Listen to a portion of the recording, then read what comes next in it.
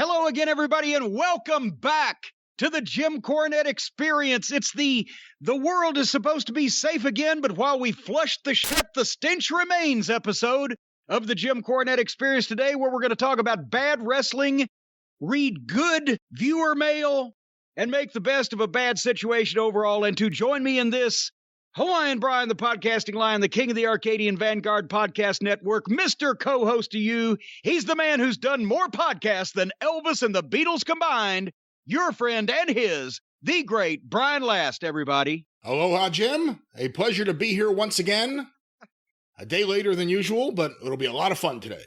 Well, first of all, I actually, every once in a while at house shows, I would do that intro for the Midnight Express. They're the men that have won more wrestling matches than Elvis and the Beatles combined.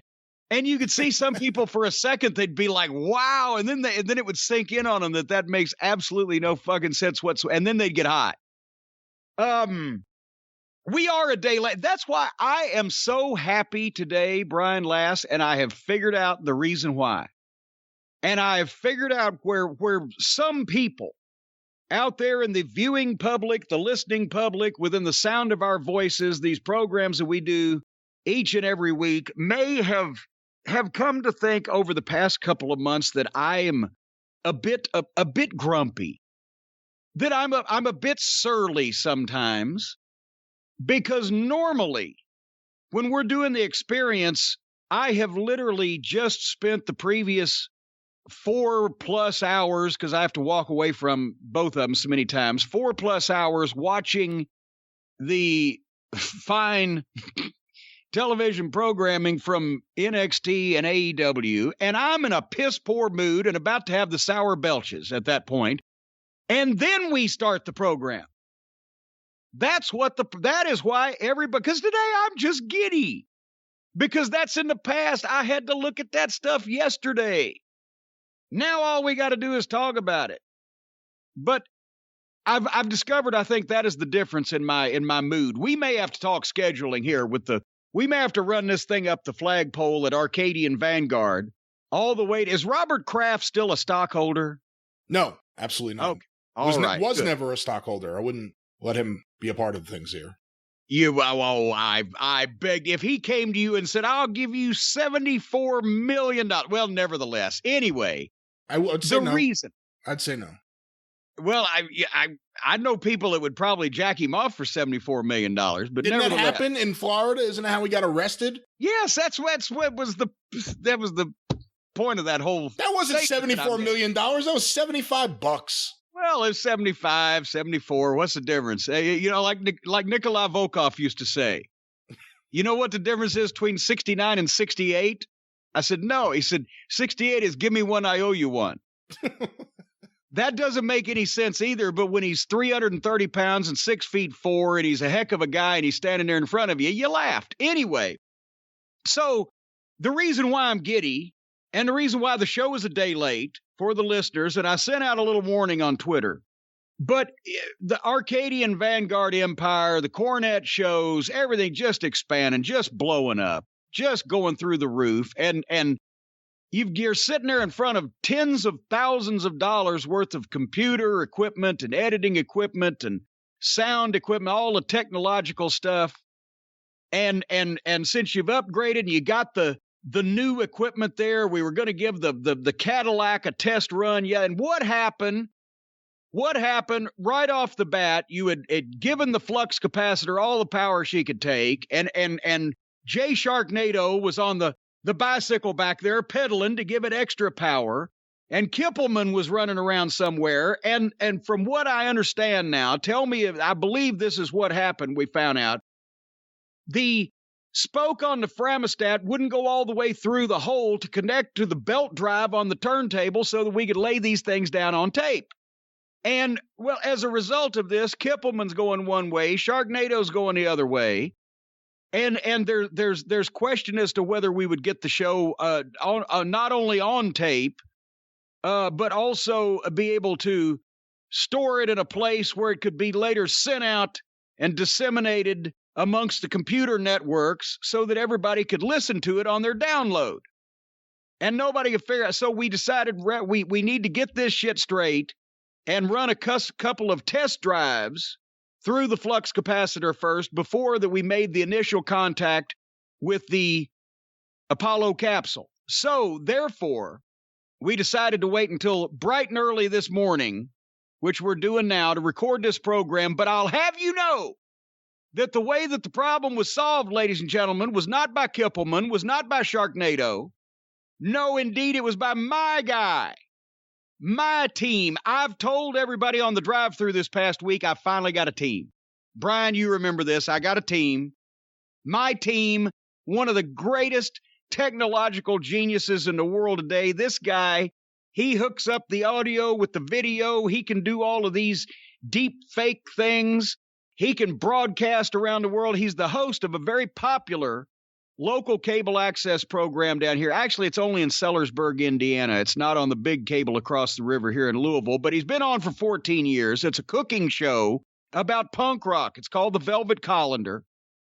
Hotchkiss Featherbottom is my guy now that's going to be getting me into the cameos and all the videos and the technology, because he's right on the cutting edge. And I'll have you know that he is such a technical genius that after I was able to apprise him of the problem, within 3 hours, Brian Last, within 3 hours, being the technological genius that he is, being on the forefront of cutting edge communications and technology, he had faxed you a complete written statement on how to fix the problem within 3 hours after he was contacted.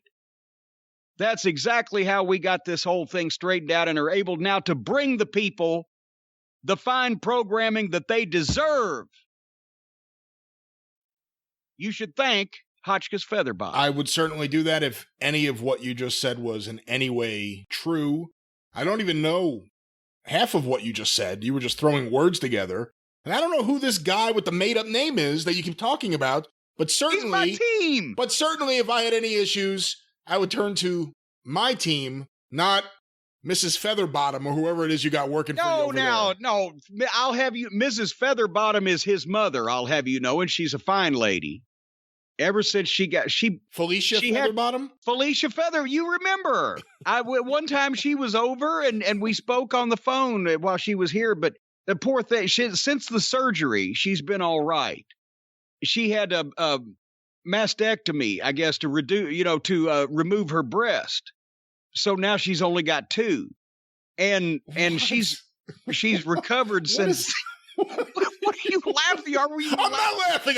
I'm shocked and dismayed at what you're joking about here. I'm not. I'm just trying to tell you what was going on, and you start laughing at this poor woman's misfortune. People used to stare. Anyway. See, here's the big question that me and many of the Cult of Cornette members are asking themselves. Yes. Have you actually watched Arrested Development, or did you just bump into the name Featherbottom and decide you're going to use it?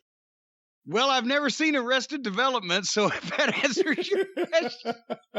But, yeah, poor old Felicia. When she went topless at the beach and she was carrying her baby, she looked like 2 women standing next to each other. Anyway, so we should mention the schedule then now, since we're off schedule, but we're going back to the proper schedule with the drive-through this coming week, which will air on Monday, January 25th for the fine folks. And then next week, the experience will be on Friday as normal. That's the 29th, right? I got that right. And then the following week, the drive-through is going to be delayed one day because we're going to watch and critique the Survivor Series. You think anybody's going to, are they going to swerve us? Or not the Survivor? Is it the Survivors? The Royal Rumble. That's what it is, not the Survivor Series. The Royal Rumble. I don't know where it came from. It's one of the big shows that they do, the Royal Rumble. I was going to ask if anybody was going to survive the Survivor Series. That'll be how they swerve us this year. They'll kill everybody at the Survivor Series. They incinerated the Fiend, right? Burned him up to death on the big show here a little while ago. Now, this year at Survivor Series, they're just going to say, fuck it. They're going to kill everybody on the roster, and they're going to start computer generating the wrestlers. They really have become enamored with fire on their show, haven't they? Well, they're basically a human crematorium over at WWE, I guess in Impact, they're doing just flat out murders. Well, no, they did. The guy they shot during his wedding, he didn't die. He was just in a hospital for a while. But then I heard that they just had one guy, actually the same guy. One guy killed himself on their TV because he was having a green screen match against himself.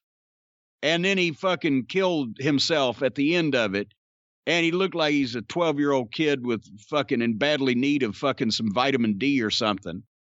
So that's why we don't watch Impact, ladies and gentlemen. There's not enough money been printed yet. Amongst other reasons, yes. Amongst many other reasons, but that'll do for just starters. Anytime they do a green screen match where a guy's fighting himself and ends up killing himself at the end, we're not watching that fucking program. So we have fire in WWE. We've got murder and or attempted homicide in Impact. We have got, well, literally it's not a murder mystery every week on AEW. It's just who's guilty of killing the business this week. Why has everybody suddenly turned to crime? I don't know. So the Royal Rumble drive-through on Tuesday, February 2nd. That's right. And then and we made a comment here. What was it on this program or was it on the drive-through? Whatever that we, it's Oscar time coming up. Oh, the drive-through. The drive-through. It's Oscar time coming up. We mentioned we should give some Corny awards, and already people have been on Twitter and they're nominating their own Cornies. So I think we should encourage that. We will read some of them on the air. Let's just open this up. What is the email address that you so eloquently give for the drive-through program every week? Oh, we're not going to give that one out. I'm going to be flooded with emails when I'm trying to find questions from. Or do we give another one? Do we have an experience email? Where do we send these? I guess maybe they could tweet us. I don't know. Tweet. Well, then I don't have it on paper. I guess, okay, cornydrivethrough@gmail.com. But put awards in the subject line. That'll work. There are people who put their own name in the subject line. I don't understand why. Or they'll put question. What else would it be? There are people, one I know specifically, a disbarred dentist in California that puts the entire email in the subject line. He's notorious for that, yeah. Man, I can't say it on the air, but I heard a story about him the other day. Well, but now what do you mean, Gene? But I can't say it on the air, but if you call the hotline. Can we put it on Patreon? If people get their parents' permission before dialing. No, I can't. It'll give away. Well, then you've just tickled everybody's taint and then walked off and left them, including me. I'll just say this. Off the air. I'll just say this. There have been so many great characters in wrestling history. Dr. Jerry Graham, Johnny Valentine. I mean, guys who outside of the ring, you hear stories and you're just fascinated. Don Fargo. Yeah. None of them hold a candle to Dr. Michelano. Orlano. No one even knows how to pronounce his name correctly. I always thought it was Lano. And Bob Barnett calls him Lano, and other people call him Lano. He used to send me stuff where his name was Paul Lano. I mean, I literally have no idea. I remember that. He used to have a stamp or something or whatever. Yeah. He sent me for Christmas one year, like, free dental visit. He's in California. I'm a kid. What am I going to do? But the stories about him are always amazing. They never fail, and they're always true. And there's always witnesses. And well, now that we've just jacked everybody off, where we were going with that was emails. In the subject, if you want to contribute to the Corny Awards and or possibly have them read on the air, send it. What's the email again? cornydrivethrough@gmail.com. Put awards in the subject line. Yes, and Corny is CORNY. And through is THRU. Yes, but people sometimes put an E in the Corny. And people sometimes write THROUGH, drive through, and then it doesn't get to us and they complain. Well, there you go. That's another case of there you are. All right. Hey, anyway, what? Yes. You what? Got me going. What? You got me going now. You got me going. My favorite piece of mail I ever got from Dr. Michelano Okay. And again, let me just say, tremendously nice guy. Tremendously nice guy. You meet him and you're like, oh my God, this guy seems like a really straightforward, nice guy. Seems normal. And then just chaos everywhere all the time. The letter, he will write half of the letter to you on the envelope that he sends the letter in. He used to rip, I don't know how you get away with this. He used to rip used postage off other envelopes he received, I guess, unless he's stealing mail, and he would tape it or glue it to the envelope he sent you.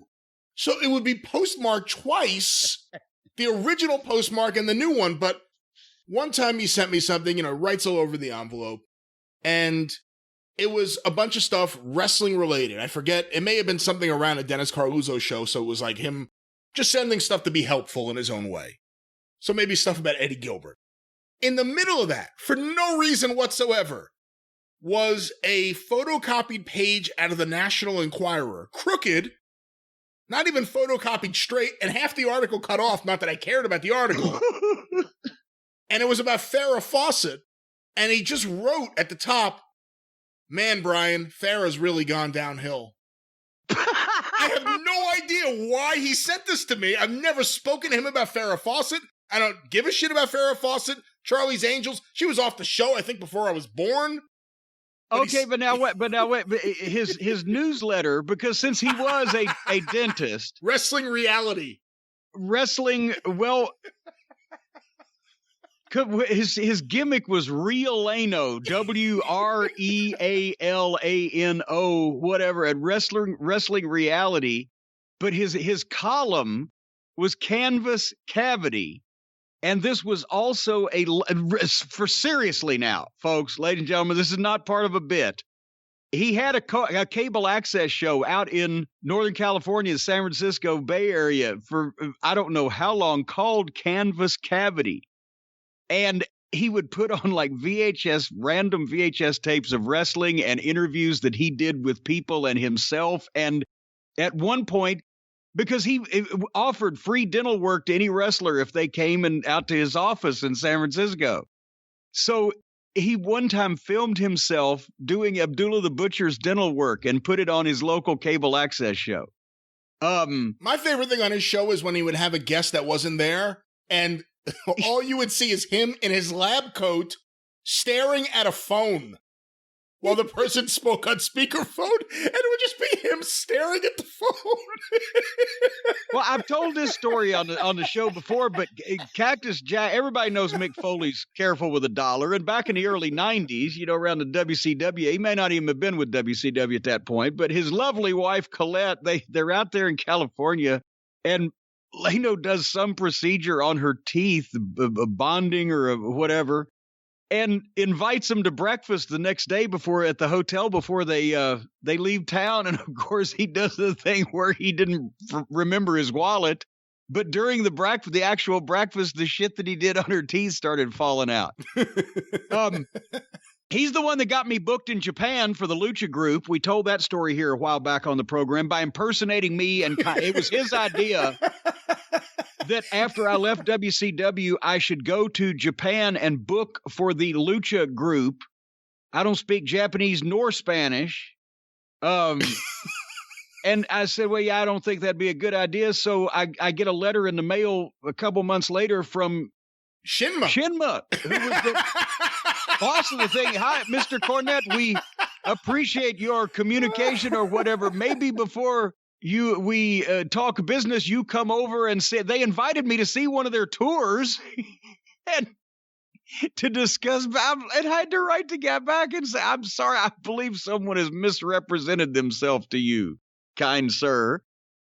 He got Dave Meltzer banned from All Japan once because apparently there was a group of Americans on tour over there, and the way it was put to me was they were the embodiment of the ugly American. And they were at the All Japan show, and Leno started dropping Dave's name, and Mrs. Baba, who was kind of notorious for being a bit of a hard ass if she didn't like you, but very nice if she did, had always gotten along with Dave. And because she believed Lano, That was it. Dave was persona non grata for a little while there. Well, I'll tell you one more. And this is actually because some of these videos are available, not now at jimcornette.com, but when Cornette's Collectibles, when the store reopens and I finish my refreshing and restocking break, mid-February, we're more on that later, folks, but some of these DVDs are available. When did the Smoky Mountain DVDs and the OVW DVD with Kit Parker 20 years ago, Kit Parker Films.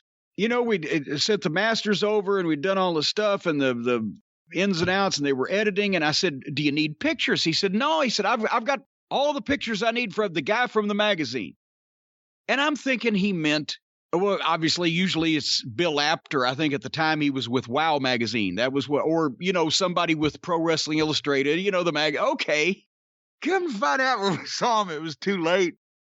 The guy from the magazine was Michelano. And that's why there's pictures on some of these releases of people who are not on the goddamn DVD because it was a good picture that Lano liked. I don't know why. Well, and by the time I saw it, it was too late. The other issue, famously, has been Mike Lano sending photos around that aren't his. And that's one of the reasons why ECW Press won't use his photos anymore and various other people won't, because he has sent not just like, oh, I made a mistake, I thought that was my photo, I was there at ringside. Like photos he clearly had nothing to do with, like one's out of Sports Illustrated when they did the wrestling issue. I believe one of the stories was he sent a photo of Hogan versus Andre at WrestleMania. He wasn't at ringside. But he's notorious also for, you've seen him, he's definitely been a ringside photographer. The quality of the photos is up for discussion, but he's famous for sending around photos that he didn't take and trying to take credit for it. And the other famous thing, and I get a kick out of this to this day, he claims he's been shooting ringside since 1966, which is impossible. I mean, what the fuck? Wait a minute. How old is he? He's not that much older than me, is he? No. I mean, let's say maybe 63, 64, right? In that range, maybe? Well, maybe he's 60. If he was 65 years old and he'd been shooting ringside since 66, that would mean that he was shooting ringside when he was 11 years old. No way. There's no way. In San Francisco for Roy Shire. No, in Los Angeles, where... Oh, in Los Angeles. Theo Eric, maybe the greatest wrestling photographer ever. Dan Westbrook, an established and great photographer who had his work all over the world. And Mike Lano? No. And there's no footage of him. Little Mikey. Yeah. Little 11-year-old Mikey. Hey, Dan, move out of the way. Theo, I got to get this shot with my fucking brownie. Well, like I said, very nice guy. Yeah, he's a great guy. Never say a bad word about him. Well, where do we go from here? All right, I don't know how this took a fucking turn. All right, before we talk about the wrestling, I'll do anything to do something before we talk about the wrestling. But we have a new president of the United States, officially, since last we spoke to the people. And obviously, since the Democrat got elected, you know, you might be able to leave this on YouTube today because I'm not going to eviscerate anybody. I'm in a good mood. We're going to talk about positive things. As Sheik would say, positive, good. I positive. All the time, Sheik a positive. And I'll say one more thing. Nobody should ever sing the national anthem again except Lady Gaga. You know, I have to say, I kind of grimaced a little bit when they announced her, just because here we are, this celebration of America, Republicans, Democrats, everyone together, former presidents, and they go, ladies and gentlemen, please welcome Lady Gaga. Lady Gaga. Was Princess Fufu not available? But she came out and she killed it. I have to say, she was fantastic. I don't know why J-Lo was there, but Lady Gaga did great. She's a gimmick, but she can back it up. That's the whole deal. Anyway. See, that's the interesting thing. They didn't introduce her with her real name, which people know. It was her gimmick name. If Sergeant Slaughter was there, would they say, now to lead us in the Pledge of Allegiance, Sergeant Slaughter? I mean, or would they say Bob Remus? Well, no, because hold on now, cowboy. I've heard her real name, but now that you've said that, I can't call it. What is it? Stephanie something? Well, okay, so there you go. So here's, instead of fucking Elton John, here's Reginald Kenneth Dwight. Read him. You got to go with it doesn't pass the name test, Brian. Guess not. Yeah. Here he is. Or the greatest tag team, world's most dangerous tag team, Richard Aphlis and Reggie Lasowski. I guess the thing that gets to me is you could just sit in your room, take a bunch of drugs, write some songs, and then like 15 years later be introduced in front of Congress and the whole world with the gimmick name you came up with. It's pretty remarkable. That, my friends, is the American dream. There you go. Just take a lot of drugs and write a lot of songs. Here is Lady Gaga. I mean, look, I know she's. But wait a minute, it didn't work. It didn't work on South Park when they wanted to come up with a great idea for the school TV station, and they drank a bunch of cough syrup. They just tripped balls, but they wrote down a bunch of fucking garbage. Well, maybe she's special. She just has better handwriting. That's right. Anyway, all right, hold on here.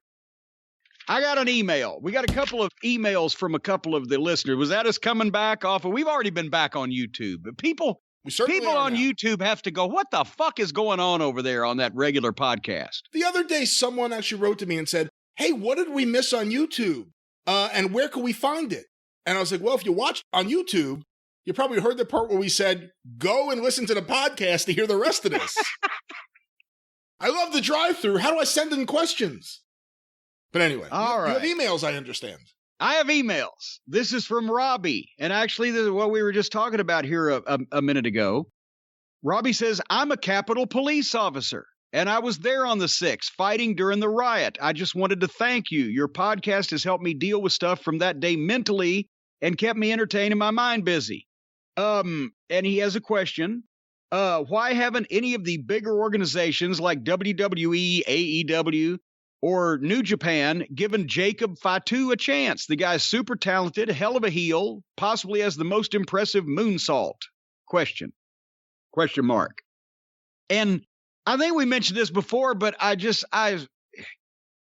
can only assume with the WWE that he has, and I'm not saying he was a bank robber, but he looks like the kind of guy that's probably kicked the shit out of a few people. But there's something in his personal profile that the WWE may have possibly been skittish about. I remember the old Bam Bam Bigelow thing. He can't go to Canada. But now that shouldn't matter anymore because you only have to go to Florida, and Florida's a whole lot easier to get into than Canada. Anybody can get into Florida. And you don't have to assume. I was told flat out that's the reason they haven't gone after him. Well, was his criminal record. Same thing with the Briscoe brothers. Well, and I know their record, and all they ever did was kick the shit out of people. But the point is, we've mentioned him on the program before over the last year and a half. When I did the MLW commentary in 2019, I had never seen him, never heard of him, didn't know that he was a person that existed on this planet.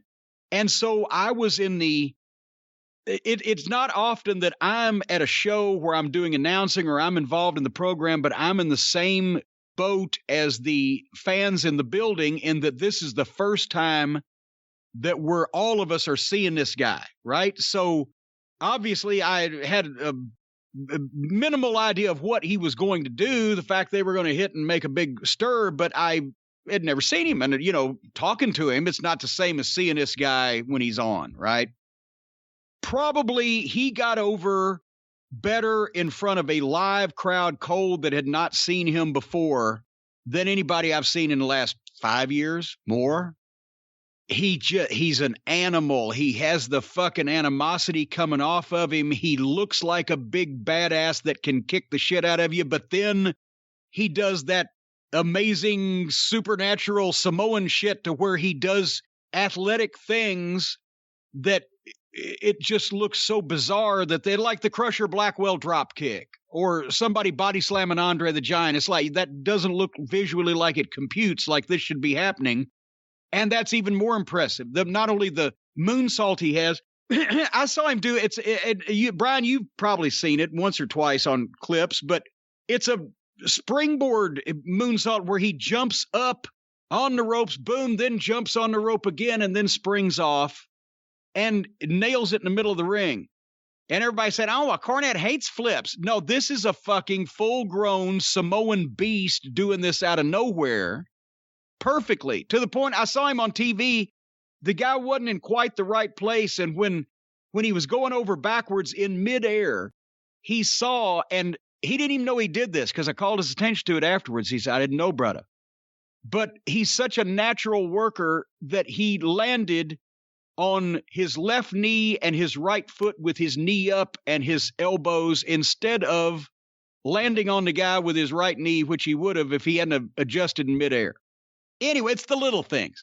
But he gets over and he can fucking talk, and he's not a guy that needs to do 3 or 4 minute promos. Doesn't fit his fucking gimmick, but he can be that burst of badass when you need him to be. And in the group he was in with the Sheik, managing him at the time, that's what they needed. I haven't watched MLW lately, but I've seen a few clips of him doing his shit. And here's another thing, just because he can do a flip doesn't mean he does fucking 75 of them. And he doesn't if he can do a dive, you can be assured he's not going to fucking stand there and wait for 8 people to fucking catch him. He doesn't fly all over the ring for people that are physically ridiculously smaller than him.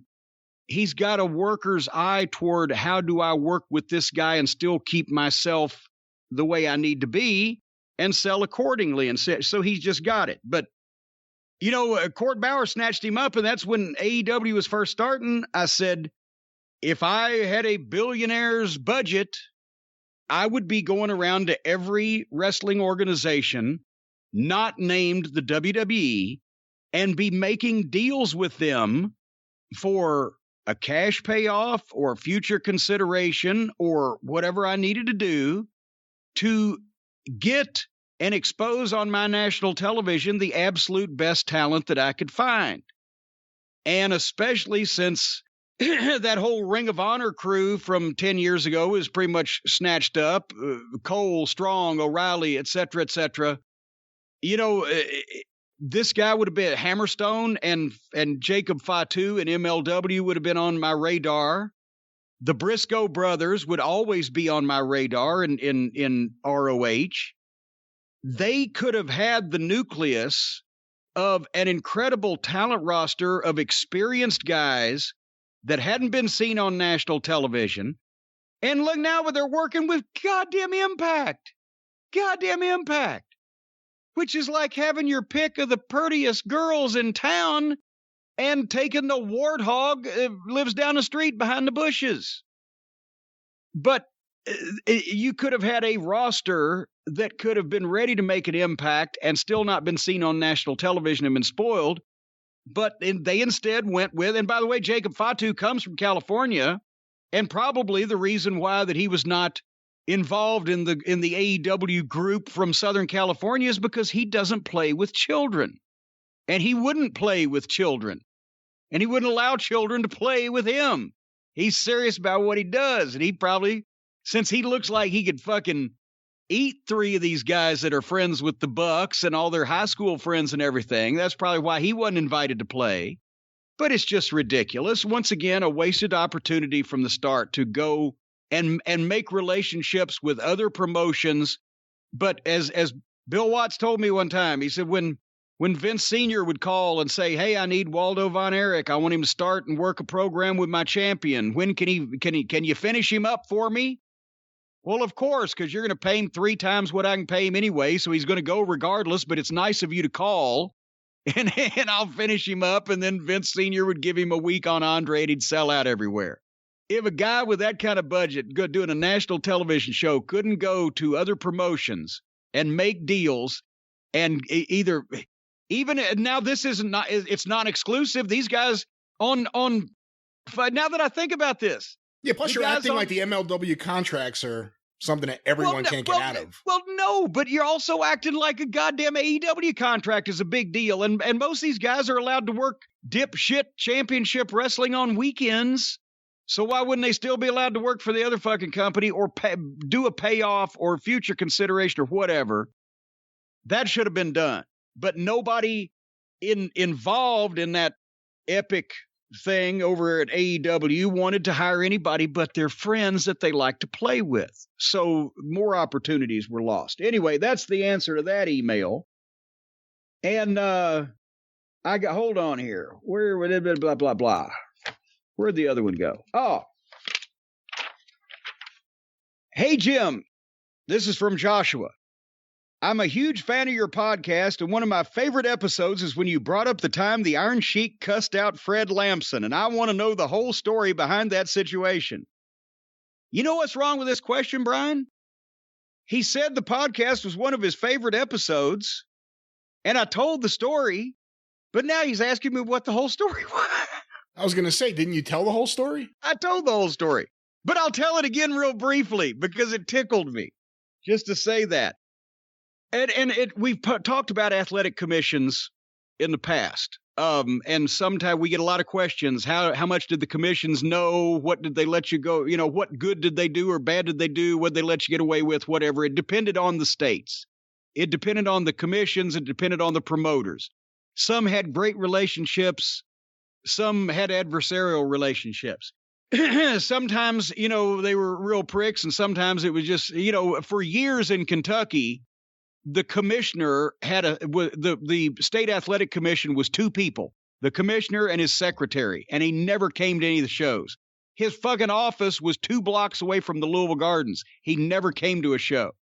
All he said, he knew what was going on, and he knew that Christine Jarrett was going to send him 5% of the gate as the state tax, and was going to get a $5 license for every wrestler that came in, and he didn't have to worry about it.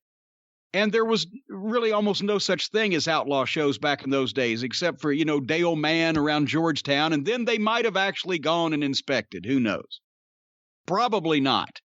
But the athletic commissioner or athletic commission positions were usually political appointments. You weren't elected. You didn't apply for it. When a new governor comes in, that's one of the appointments that they get to pick. And generally that's why in the Northeast, the old commissioners up there, and they were on the commission until they were 90. I mean, they'd come in and look like they were about to turn to dust. But they were primarily old boxing guys and guys that hung around because there was a big local boxing culture in the Northeast, especially back in the 40s, 50s, and 60s with the local boxing clubs and amateur boxing. And it was a big deal. And most of the time, they'd get the commissioners from the boxing world, and then they'd cross over to wrestling. And then by the time they were around a while, they'd kind of know what was going on. But the New York Commission, and still to this day, but for years was known as one of the strictest, that you couldn't get away with a lot of shit. That's why they weren't even allowed to fight outside the ring in Madison Square Garden until what, the 80s? When it just, you know, they stopped really paying attention. Especially after the riot in 57, right? Well, kids were banned from the Garden until the early 70s. Yeah, if you were under, what was the cutoff? Under 12 or under 4? If you were under 14, you could not attend wrestling at Madison Square Garden until the early 70s and after the riot, and they were still selling out. But anyway, so political appointments down south here, because there was not as much of a local boxing culture, even going back in the 40s and 50s and et cetera.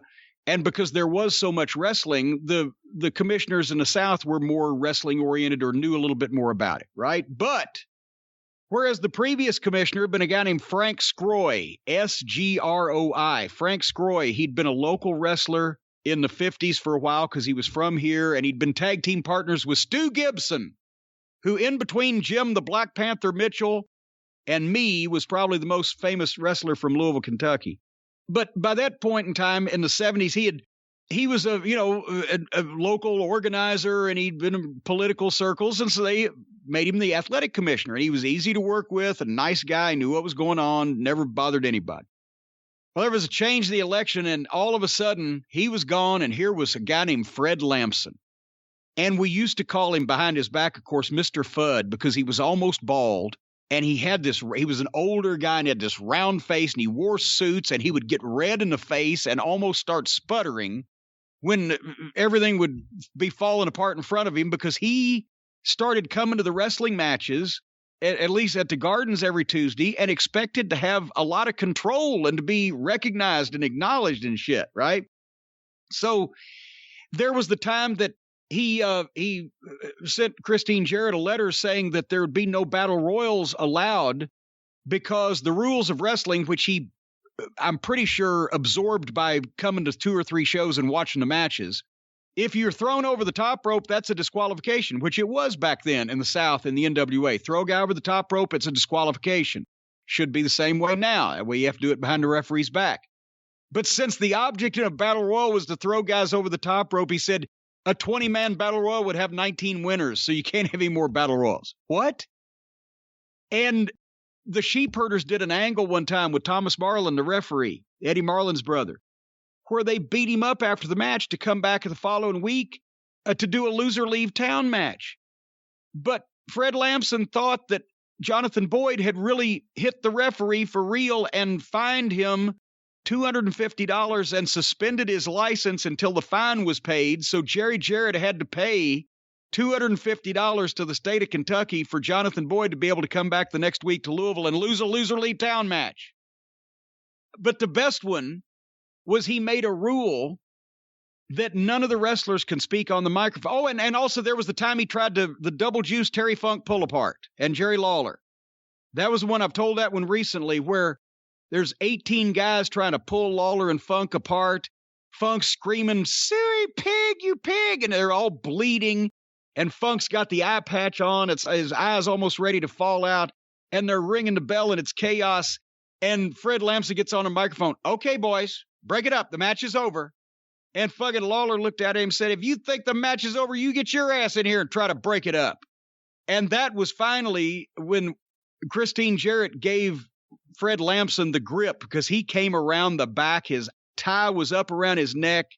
His goddamn face his eyes were bulging out. He was red, and he was telling her this is going to be this way and that's going to be that way. And she gave him the grip on both sides of his cheeks and squeezed his mouth together and said, "Fred Lamson, you worry about collecting the tax and we'll worry about promoting the wrestling." And I don't think we saw him for 6 months. But the deal with the Sheik was he made a rule that none of the wrestlers can speak on the PA microphone. Only the licensed ring announcer can speak on the microphone. Well, what the fuck, right? So if he was there, they would make sure none of the guys took the microphone. Well, one night I'm filling in ring announcing. And Teeny comes up to me at Star Night and said, "Fred Lamson's here. Don't let any of the guys get on the microphone." Okay. Well, the Iron Sheik has just got to the territory, and half of his match, he's going to beat up some job guy, but half of his match is doing the "Don't Say USA Jacob Fatu," thing. And they told him, or they're supposed to have told him, and I think they did tell him, "You can't get on the microphone, the commissioner's here." Well, he's ranting around the ring and back and forth, and he gets out on the floor and he's waving his Iranian flag and he's yelling at people, and he sees me and he starts heading toward me, and I know what he's going to do. And I'm like, oh, no. And I'm holding on to the microphone with both hands, right? And as he gets up close to me, "Give me a microphone." No, the commissioner's here. "Give me a microphone." The commissioner's here. And right as he grabs the microphone, and he pulls my hands up with it, right? He's talking to me, but he didn't realize the microphone got right under his mouth. He, "Fuck the commissioner," over the PA system. Oh, God, and then he does his, Hakapatu, "Don't say USA," blah, blah. He does his thing, right? And off he goes, and here comes Fred Lamson down the aisle, and he's pointing his finger at me, and he's because he's bald, he's wearing the old-time businessman's hat, and it's sideways on his head, and he's pointing at me, and I point at myself, and I point at the Iron Sheik, and what the fuck do you expect me to do? Right, that was enough. Anyway, that was the situation with Mr. Lamson. Have we covered that now? Once again, yes. I hope for Joshua, I believe it was that job. I've lost it now. Hold on, I'm finding it. Joshua now knows the whole story.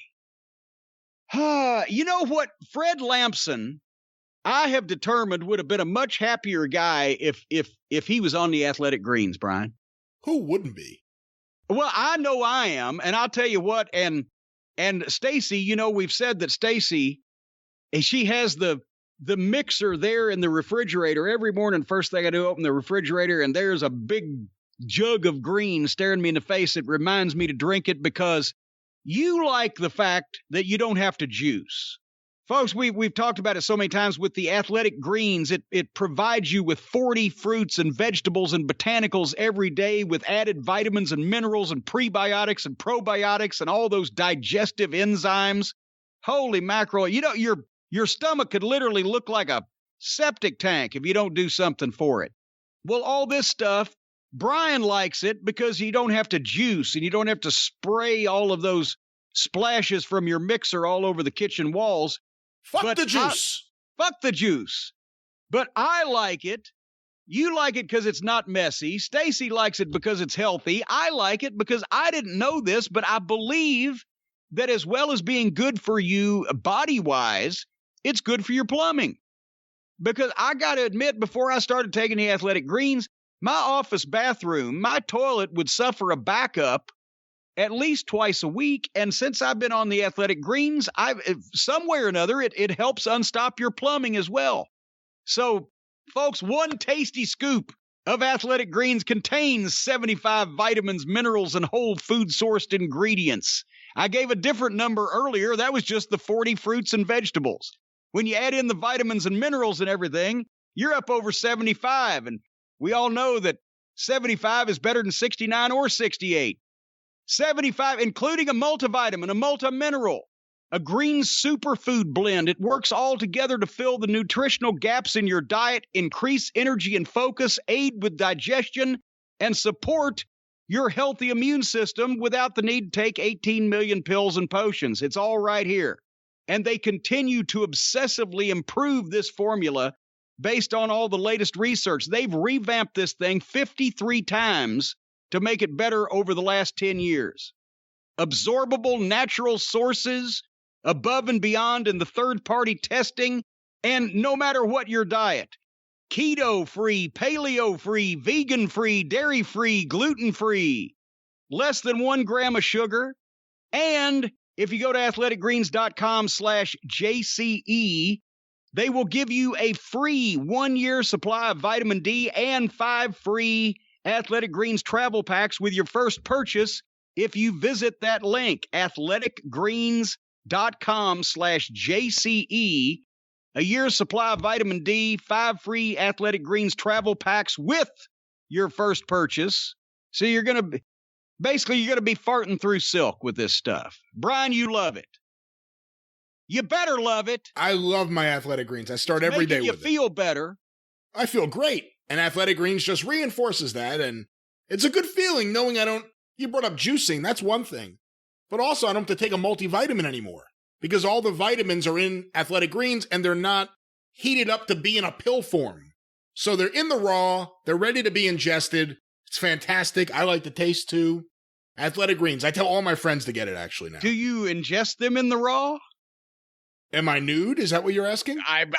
Well, you brought up being in the raw. I brought up the vitamins and minerals are in the raw. Not that I'm in the raw. The vitamins and minerals would be raw, but they're not in the raw.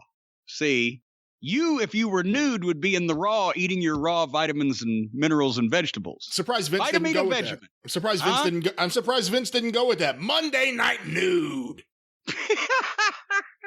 But I love my Athletic Greens, yes. And do you poop out at parties? Do you stoop and strain? All right, here's another email that I got from Victor, because I saw this the other day. I've just been thinking, we've been telling some riot stories, some arrest stories, some legal entanglement stories, and then somebody tweeted the Ox Baker Cleveland riot the other day, and I retweeted that. And I had seen this email, and it just tickled me for a couple of things, because everybody now I guess they're acting like this is such unheard of stuff, and this is in a galaxy far, far away that people used to take this shit seriously. It wasn't all that long ago. It just seems like it for people that have never seen it. But Victor says, because this is an angle we didn't cover before, in case you wonder where I'm going with this. Victor says, after all the stories of riots and fans attacking wrestlers you've told, I don't remember hearing you discuss whether babyfaces would break kayfabe in these instances and help the heels in a real fight. Can you elaborate? And this is actually, I think we may have told this a long time ago, but this used to be a thing that the babyfaces would do if they could, if they were in a position to, without exposing the business, when the heels would be trapped in the ring or the fans would be, advancing, because the thing is, the heels had you always had the advantage when you were in the ring because of the fact that you've seen it a million times on the video clips and just, on celebrities or guests or whatever. Most people cannot smoothly get into a fucking wrestling ring, especially if they've been drinking, especially if they're mad. So you've got an advantage. If you're already in the ring, they try to come in. You can usually catch them coming through the ropes. And that's the first thing that you're told. Catch them coming through the ropes. And especially when their face is very near where you can fucking football kick, and you got them, right? When they get in, then it's a little touchier. But when the heels were trapped, people were all around the ring. They couldn't get out. Maybe they didn't trust security. Security wasn't there, or security had turned on them too. All of those things has happened. A lot of times what baby faces would do, maybe not even the ones that were in that match. Maybe the reason why the fans are so hot is because that baby face is fucking down and has been hurt and can't do anything. Other baby faces would sometimes run and hit the ring and start fighting the heels, and what they used to term it, fight them back to the locker room. Because the theory was, the reason why the fans are about to attack is because the heels have gotten away with something. There's nobody to stop them. But if here comes their hero and gets on the fucking heel and they start fighting and moving at the same time, as long as that baby face is right on top of that fucker and peppering him and boom, boom, boom, and the fans will actually, I've seen it happen. The fans would separate and they were going to kill this guy a minute ago, but now that fucking Fargo's got him, okay, and they're cheering, and the babyface would literally fight the heel back to the locker room so that people wouldn't knife him or kill him. But that only worked if the babyfaces happened to be watching or could be alerted. And Ricky Morton's told a bunch of stories. There was times they couldn't help us because they had to be down. Because, where was one night Ricky was laying in the ring in Biloxi, he tells this story, and Robert was laying in the ring. We'd done whatever. And as soon as we hit the floor, people started emptying out of ringside, and the big guy, Bobby, front face locked and tried to hold him down, and the guy just stood up underneath Bobby Eaton and had him swinging around. Ricky Morton's laying there supposedly unconscious with one eye open watching us get the shit kicked out of us because, he can't get up. Watts would have fired him. But you see in that Ox Baker clip, just anybody that hadn't seen it, YouTube Ox Baker Cleveland Riot. Ox and Johnny Powers had just turned heel on Ernie Ladd, right? And Ox and Powers are kicking the shit out of Ernie Ladd, downtown Cleveland, predominantly black audience, nobody able to help. And you see let me just add, it's not just kicking the shit out of him. Ox Baker, by this point in time, had been established as killing wrestlers with his heart punch. Well, true. Okay. So, I mean, he's hitting Ernie Ladd over and over with the heart punch. So the fans aren't just reacting to the babyface getting beat up. They're reacting to the idea he could die. Yeah. Well, and legitimately, not due to the heart punch, but just due to freak happenstance, two guys had heart attacks and died after matches with Ox Baker, and that's the way they marketed the heart punch. Within a year. And Ernie Ladd also is 6'9", 325, and he's selling it. He's quivering, and he's selling, and he's down, and he's hurting. And so anyway, a lot of the riots were not captured on film or tape because they were house shows predominantly. TV was a different atmosphere. You didn't get as much heat, and there was more in the way of them to get to you. But this just happened to be, and you see first the chairs flying, and then people start coming in the ring with it because there's so many of them, and it's from all four sides. The cops are overwhelmed. The cops made a mistake there when you watch this tape, in that they didn't really get in the ring because they were on the floor trying to keep the people from getting in the ring. and you see them spraying mace, and you see it. You can watch every corner. Something else is going on. Somebody's getting nightstick. There's mace being sprayed. But anyway, it was chaos, and I've told that story, and people retweeted it. They either retweeted Ernie's quote or Ox's quote, because I asked Ernie about it himself. I'd already seen the footage. I said, Ernie, and he told me the story. He said, I told him, I said, Ox, I'm laying there. Ox, the natives are getting restless. And Ox had that voice too. Just a little more heat, Ernie. And he hit him with another heat punch. Ox, the natives are getting restless. Just a little more heat, Ernie. And then here come the chairs flying and the fucking people in the ring. And finally, Ernie just goes and rolls and sails over under the ropes. But Bulldog Brower came and hit the ring and fucking jumped Johnny Powers and was able to fight him down to the floor. And then Powers said, fuck it, and was goddamn just panicked and just ran. Broken Field ran over, not even back to the locker room the right way, but to an opening at the end of the arena that he saw around the hockey plexiglass. And Ox follows right after him, but Ox was not nearly as fleet of foot as Johnny Powers. And right as he's going over that fucking plexiglass thing, a fan comes with a chair from the back and just crowns Ox Baker with it, left a crease in his fucking head he had for the rest of his life. But in Mid-South Wrestling, it wasn't the baby faces wouldn't help, because there was a heck of a babyface crew that, you know, if you were in a fight in Mid-South Wrestling, Hacksaw Duggan and Dr. Death when he was a babyface, but the heels, part of the kind of understanding that the heels had in Mid-South Wrestling was that not only would everybody stay till the end, well, Watts made you stay till the end of the show anyway. You may be needed for a pull apart. It was just more professional. The underneath guys, he felt, ought to be watching the main events because that's where they want to be. So you were supposed to stay at the show until the last match was over, but the heels had an agreement that they would all watch the last matches after they were done, because many times the heels would come and help us. And especially Buddy Landell, when we first got there, he would ride with me in the midnights.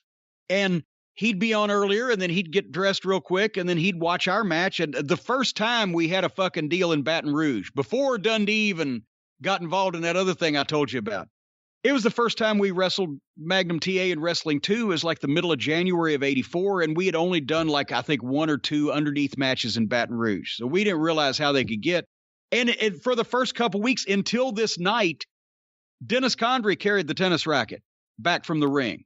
That was what he had decided on when we first got to Louisiana. He said, because, you know, especially with the people the way they were, and you don't know where the cops are good or not. So what we agreed on was, as soon as we hit the floor after the match, he would take the tennis racket and he'd go first. I needed to put my hands on his shoulders and stay behind him, and Bobby would be behind me because most of the people would be after me, right? And the cops are going to be in front of us and back of us, on the side of us, wherever, but that's our unit. Well, goddamn, I did have the racket loaded. The early loading of the racket was not a horseshoe. I got 10 snips and an aluminum cookie sheet or 2, and cut a tennis racket shaped piece out and put a dog choker chain around the edge of it so it had some weight in the rough towns. And I had it that night, and that was our first time with 2 and TA there. And I said, well, I'm just going to take this, and we'll see what happens. So we hit the floor, and Dennis has got the racket, and we get about 5 feet, and somebody just fucking nails him right in the jaw. And fucking, he took him a second. He had to shake his head. And they're coming for Bobby in the back. And now I didn't want to be completely unarmed, so I'd had a fucking thing of mace that I put in the inside pocket of my coat. I figured, well, this might help me, you know, in a tight situation. I didn't know I was only going to have it for a fucking week. This whole thing broke down. As soon as the guy punched Dennis in the face and he had to fucking shake his head for a second, Buddy Landell had seen it. And he starts running from the back of the Centroplex down the aisleway. Well, meanwhile, the guy hit Dennis. Now he's going to run because he didn't want Dennis to hit him with the racket. He turns around and starts running. Buddy Landell, pardon me, Broken Field ran his way around the fans and tackled that fucking guy. And Dennis was right there at that point and fucking came overhand, over the top, down on top of the guy's head with that racket. And that's when I was using wooden rackets. Broke the racket, the frame, and it bent the cookie sheets in the shape of like a fucking cooking pot right over the top of this guy's head. And anyway, a guy had got Bobby in the back, and now all the cops are going in two different directions, and I'm by myself. And this guy fucking came up and reached out like he was going to do something, and I snatched him by the fucking collar and stuck the goddamn mace up in his face. I said, I will make you wish you've never been born. And he fucking, and I'm running to the back now. Bobby's got back he's running to the back. The cops have got with us. And the people try to glom in, and somebody fucking hit me from the side, and I almost went down, and the fucking mace went flying. I was like, God damn it, the only gimmick I ever lost in the fucking people. And we finally got in the back, and Dennis hands me my racket back, and it looked like a baseball cap. The handle of the racket looked like the bill, and it looked like a baseball cap that he'd set over. And the cops had drugged the guy out. He was unconscious. But they didn't even fucking bother us about that because they saw him hit Dennis first. But that's when Dennis said, Corny, you carry the racket from now on because I'm going to kill somebody. I don't want to go to jail. So that's how I started carrying the racket after the match. And I never did find the mace. Did you ever have any problems buying the racket? Or you go into a store and the guy's like, I know who you are. I know what you're going to do with this racket. No, you know what? Honestly, no. Never did, because back then you could go into a sporting goods store, you'd go into Walmart and buy one of those things for $30 with the zippered vinyl sleeve or case or whatever cover on the cover itself, but with the bare handle. $30. I went through I just throw them away when they got bent and fucked up. And now you can't find brand new, at least. You can find them in like flea markets, old ones, but you can't find those kind of covers on rackets anymore. They either sell them naked or they sell them with the whole carrying case with a shoulder strap and everything. And the cover on those is what made the noise. So I'd have been out of business if it was today. But nobody ever, they looked at me sideways when I went into the mall in Shreveport to buy the women's shoes and dress and wig that I wore on that angle where I came in and hit Riggy Morton in the head with my purse with a brick in it, but they weren't looking at me sideways because they knew who I was. I tried to tell them I was in a college play. I don't think they bought it. Anyway, that's what happened there. Could Buddy fight? Are you out of your fucking mind? He got in a lot of trouble. Well, I know that. Well, not only could he, but he would. I mean, he's not. See, that was the thing. If Buddy, as Butch Reed's sidekick, it was funny because Buddy just had to act like Buddy. Because Buddy, as he used to say, I'm an international yacht broker from Toulon, France, not some local yokel working at the Alexandria Kmart. He knocked the shit out of the average guy on the street, but he was in the locker room with Butch Reed and JYD and Hacksaw Duggan and Dr. Death. And so he was more entertaining and friendlier and less abrasive as he would have been otherwise in other locker rooms at that point in time. But yeah, he'd knock your fucking dick stiff if it came to it. It is sometimes with his working punches. But you know what the problem was, I think, with the people in Louisiana that tried to beat us up and kill us? Lack of a good breakfast. That'll do it.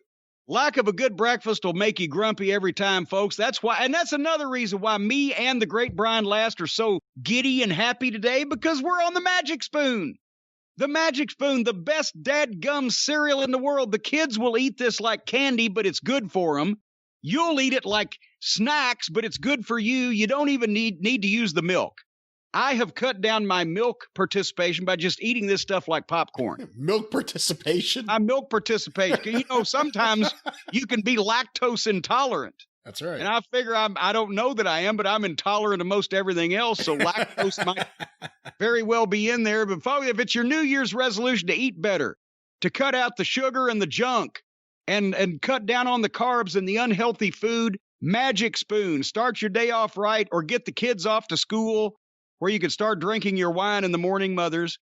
0 sugar, 11 grams of protein, 3 net grams of carbs in each serving. You know what all those numbers mean? That means it tastes good, but it won't make you fat.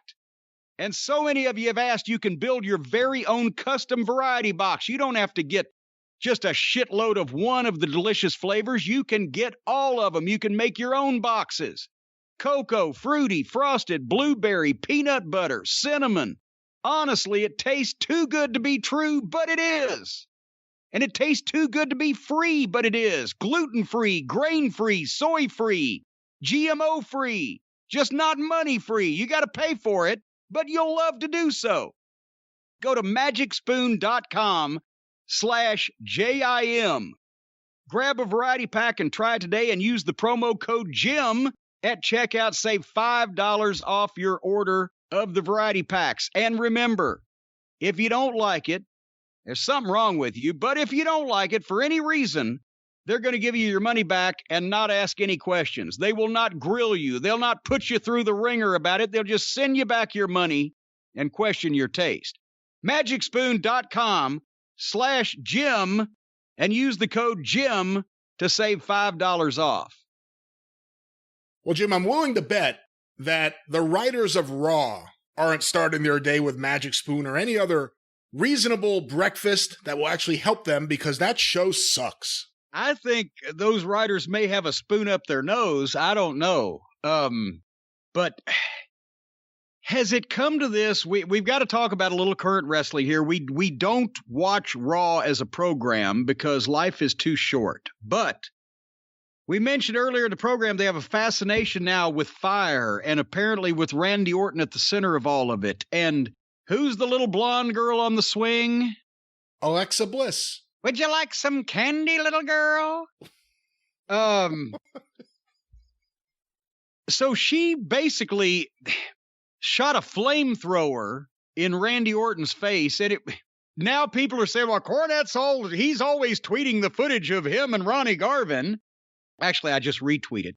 But I threw what obviously could be seen as a ball of fire about the size of, what would you say, a volleyball, that landed in the guy's face, and it looked pretty convincing. It burned all of his fucking eyebrows off and the top layer of his cheeks and everything, but his face was still smoldering in the slow-mo replay. When he took the bump, his face was still smoldering on the bizarre. But even they didn't know how the fuck I did it, but it looked like something that could be done somehow. Did it not?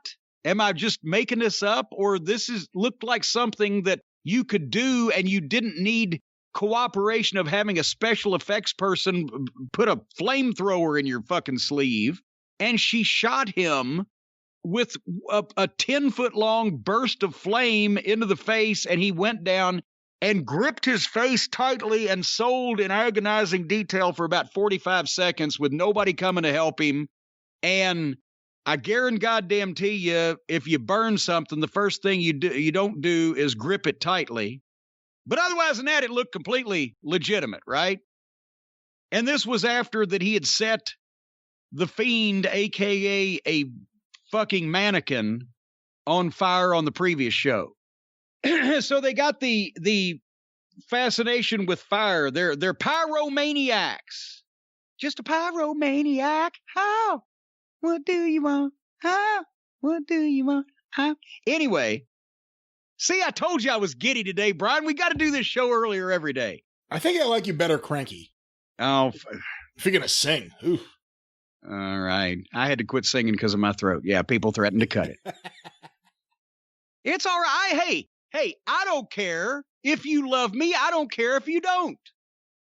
One of these days.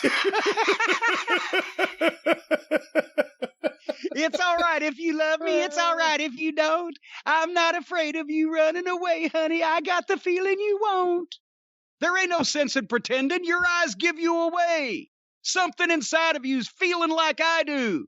We've said all there is to say. You can't avoid the issue. Randy Orton and fire. Oh, Randy Orton on fire. So they burned him. He's burned. He's a crispy critter. He's the crispy critter from Canyon Creek. And he comes back on Raw. What's he got on his face? A tight, form-fitting, what looked like homemade wrestling mask on his face, with seams around the eyes and the nose that I'm feeling would be especially uncomfortable on burned skin. Isn't that what they tell you to do when you get a burn, Brian? Immediately wrap it up in some rough material and then go and do a promo on a wrestling program? Even Garvin, he didn't have to use a lot of makeup. He was a little singed, but he did a little makeup and patched his eye, and that was it. His face was uncovered. But the content, these writers are writing movies now.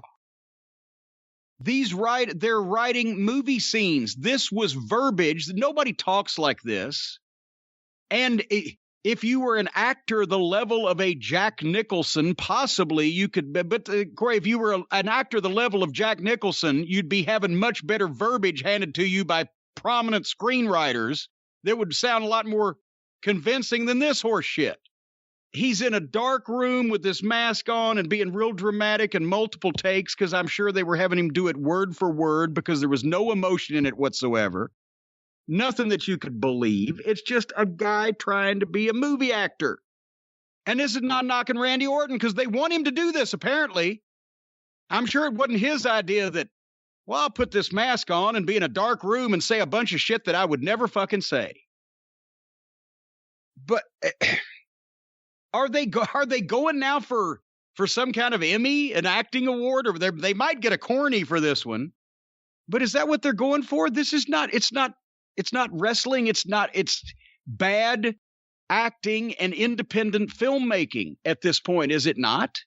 If I had to guess, I think they may get the Corny for best job of running off your audience based on this stuff. Because I also saw other clips I didn't send you of Alexa Bliss on her swing set again in the middle of the ring. I don't want to ever see that again. It's just really not good. And again, I've said this before, I don't blame the writers because I think if the writers were left on their own, it probably wouldn't be this.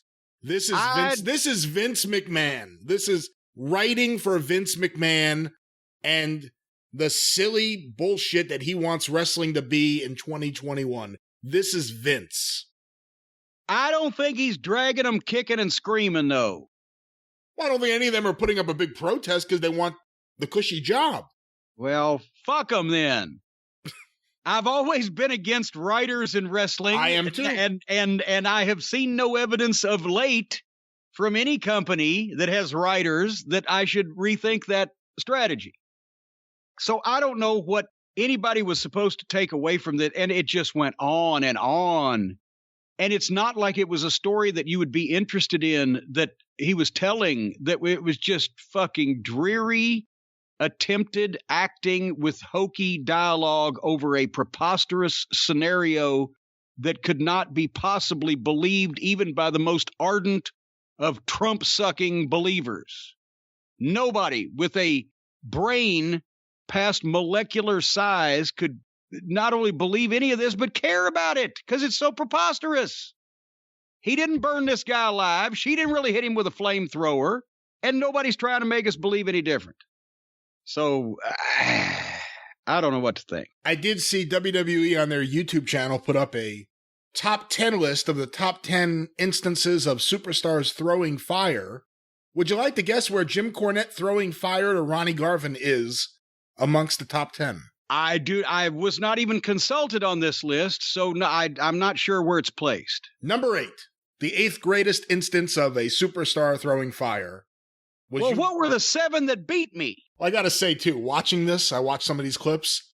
Yours was one of the only clips where you could actually hear fans losing their minds during the sequence that it's happening. What beat you? Hold on, let me zoom forward a little bit here. Yeah, because by the way, I'm wondering also, did Alexa Bliss get any death threats for burning Randy Orton? Did Randy Orton get any death threats for burning The Fiend? I've published some of mine. Number 7 on the list, X-Pac shooting a flamethrower gun of sorts into Kane's face. All right, I wasn't aware that happened, actually. Number 6, from ECW, Sabu burning the Sandman. I think this is the one where he just threw a second fireball for no reason after he burned it. Number 5. I will say, Sabu had the right to throw fire. He inherited that from the Sheik, but I never saw Sheik throw 2 of them one right after another. Number 5, and I have a problem with this one being above yours, because the one with Ronnie Garvin is great.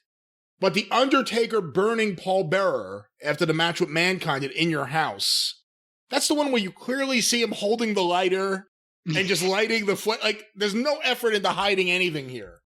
So I have a problem with this one being number 5. Number 4 on the list is Triple H burning Kane. Okay. Number 3. I don't remember when any of these actually happened. Well, I remember the Undertaker. This next one's incredible.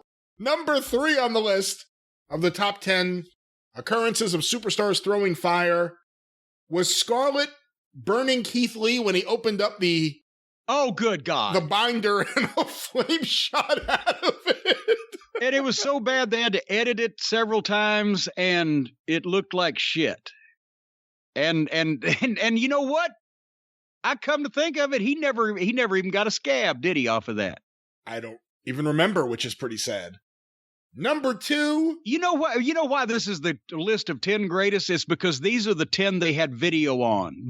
Where Lawler burning Andy Kaufman, not there. The Sheik burning Bobo Brazil, not there. The Great Mephisto trying to burn Pat Patterson, but Pat, see, you know, this is what the writers, they've heard about wrestling. They've just never actually seen it, but they've heard stories. Pat Patterson wore an asbestos mask so the Great Mephisto couldn't burn his face. That's where they got the mask from. One of the great ones, too. Everyone loves Austin Idol as Demente Negro. Yeah. Attacking Lawler with the award for Mexican Wrestler of the Year. But the reason it happened, the reason he was there was he had been burned by Lawler before that. That set the whole thing up. But number 2. Jerry Lawler, you filthy stinking pig. Look what you've done to my face, Jerry Lawler. You tried to disfigure Austin Idol. You tried to disfigure the universal heartthrob. You are a disgusting, disgusting human being. You're very sick. You're a sick man. Jerry Lawler, you tried to disfigure my face. Look at my pretty face. I may be burned. The pain seared, coursed through my flesh. But Jerry Lawler, I will be back to get even. Jerry Lawler, your future is looking very, very dim. Your daddy was a wino, and your mama's been with every Tom, Dick, and Harry from Bangor to Boston. That really was a great period for Austin Idol there. And then, of course, Lance Russell, tell him in Mexican just to get out of here. Tell him in Mexican, Eddie, just to get out of here. No, not Eddie, Hector. Hector, that's right, Hector, tell him in the yeah, Eddie Marlin didn't speak Mexican. Number 2. And Lance, that's the thing. Lance was not trying to be offensive. It's live television. He did 100 live hours of television a fucking year for 30 years. So, yeah, Hector, tell him in Mexican to get out of here, for heaven's sake. Number 2 on the list, Yokozuna's photographer burning Hulk Hogan with the flash and the camera. Oh, God, I remember that was before I got there, but I remember seeing the clip, and I remember everybody talking about it. Even a fucking 600-pound giant sumo, Hogan still wouldn't drop the belt without some kabuki-ish fucking gaga going on. And because Hogan left right after that, it went nowhere. There was never any further reference to the photographer. But number 1 on the list, of course, Alexa Bliss burning Randy Orton. Jesus Christ. All right. There's a Corny award in there somewhere, but apparently not a transition. We really need to talk on the air on one of these shows, and we have some time until award season, but we need to talk about what exactly the Corny Awards should be, what it needs to be, different tiers of awards. Should there be awards for the actual show, things that we've done on the air? This sounds like a lot of work. Should it be just the awfulness of modern wrestling? Should it be things that you just want to award random people? There's a lot to talk about here, a lot to figure out. I think one of the awards has to be the Don Knotts Ghost and Mr. Chicken Award for the absolute worst segment of television, quote-unquote, wrestling of the year. The horribleness and awfulness of it will never be forgotten. It's going to be a lot of stiff competition for that one. Boy, I tell you what. And by the way, did you hear Chuck Schumer when he said that erection? Donald Trump was the one who incited the erection at the Capitol? I said, well, it still makes sense because he's been fucking us for the past 4 years. Anyway, speaking of people who like the Mango Mussolini and are conspiracy theorists and etc., and I've mentioned that almost everybody I've ever known seems to be a disappointment to me at some time or another.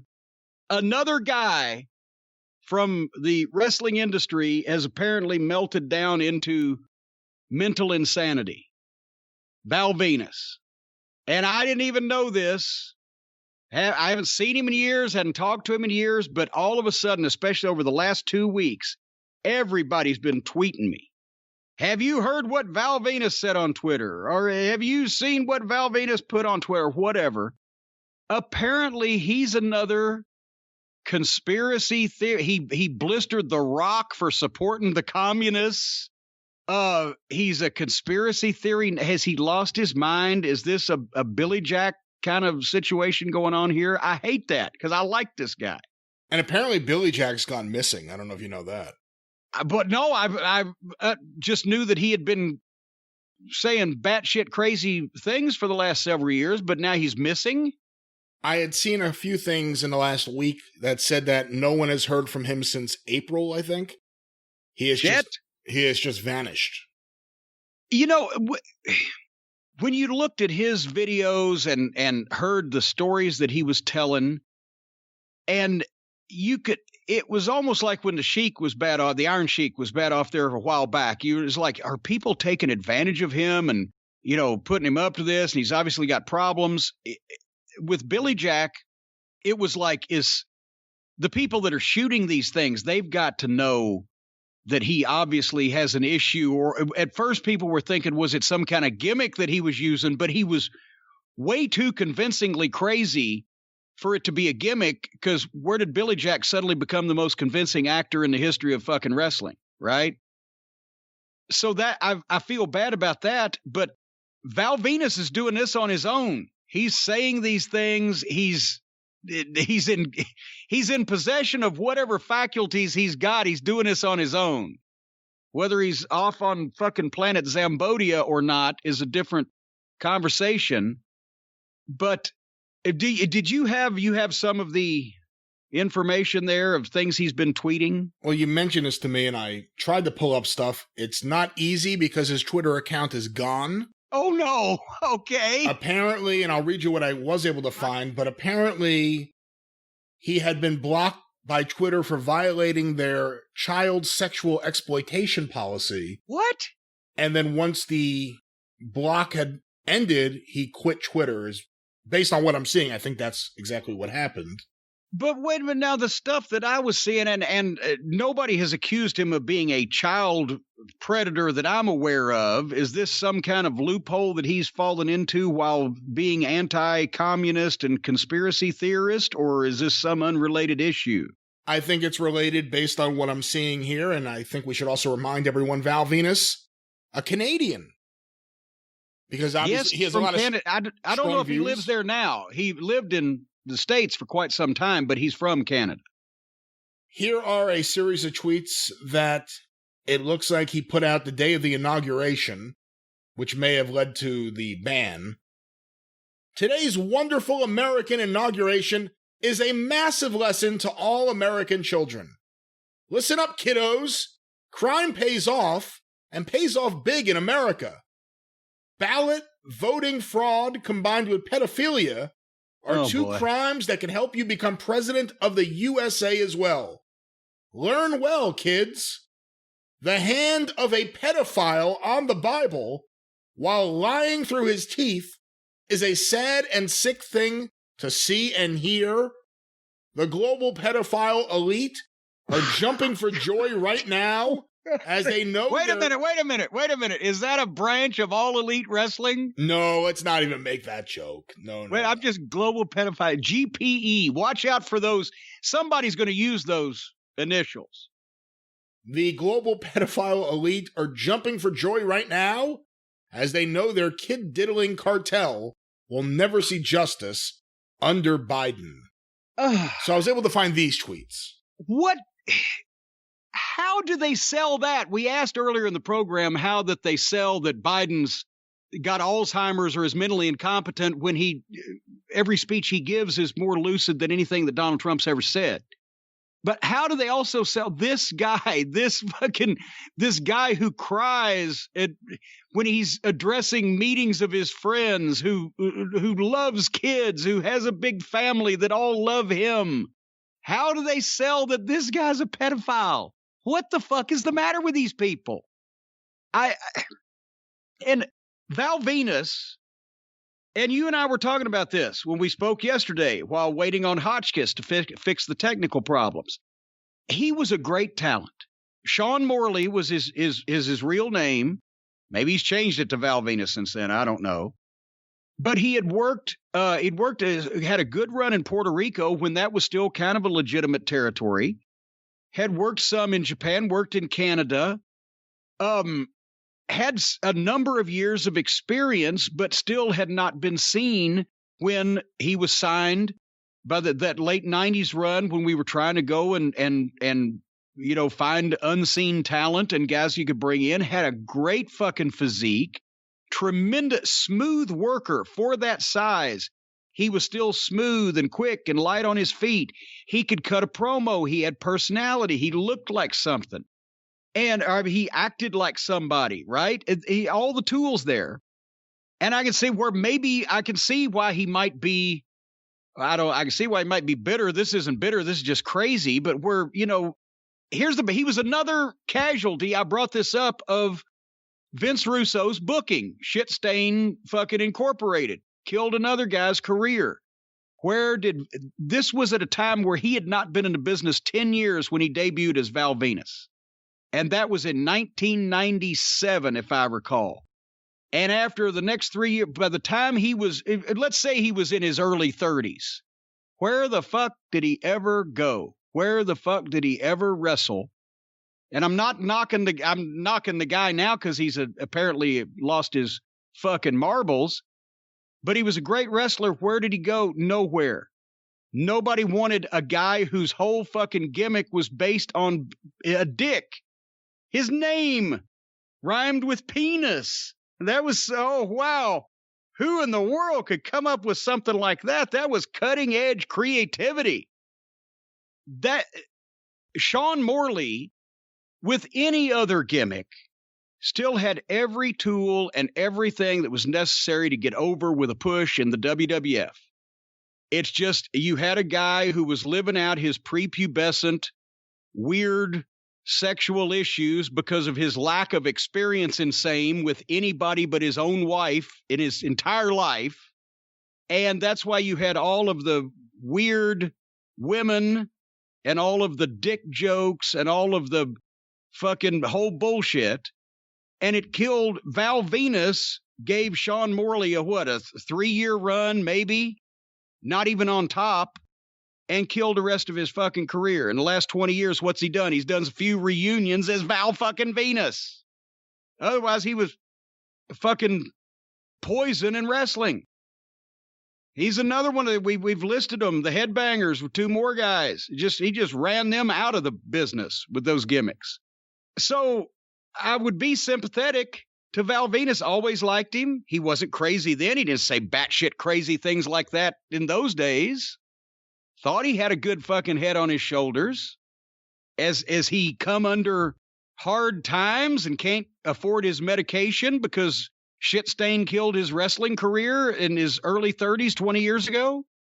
Well, I did find another one here. Apparently this is from right after the election. Sami Zayn, the former El Generico, was commenting about how happy he was about the election result. And Val Venus, seemingly out of nowhere, unless I'm missing something here. I'm not aware they're in the same social circles. They're both Canadian. That's about it. I understand most Canadians don't know everybody in the country. Hey, at Sami Zayn, were you born stupid? Or is your stupidity a recent development?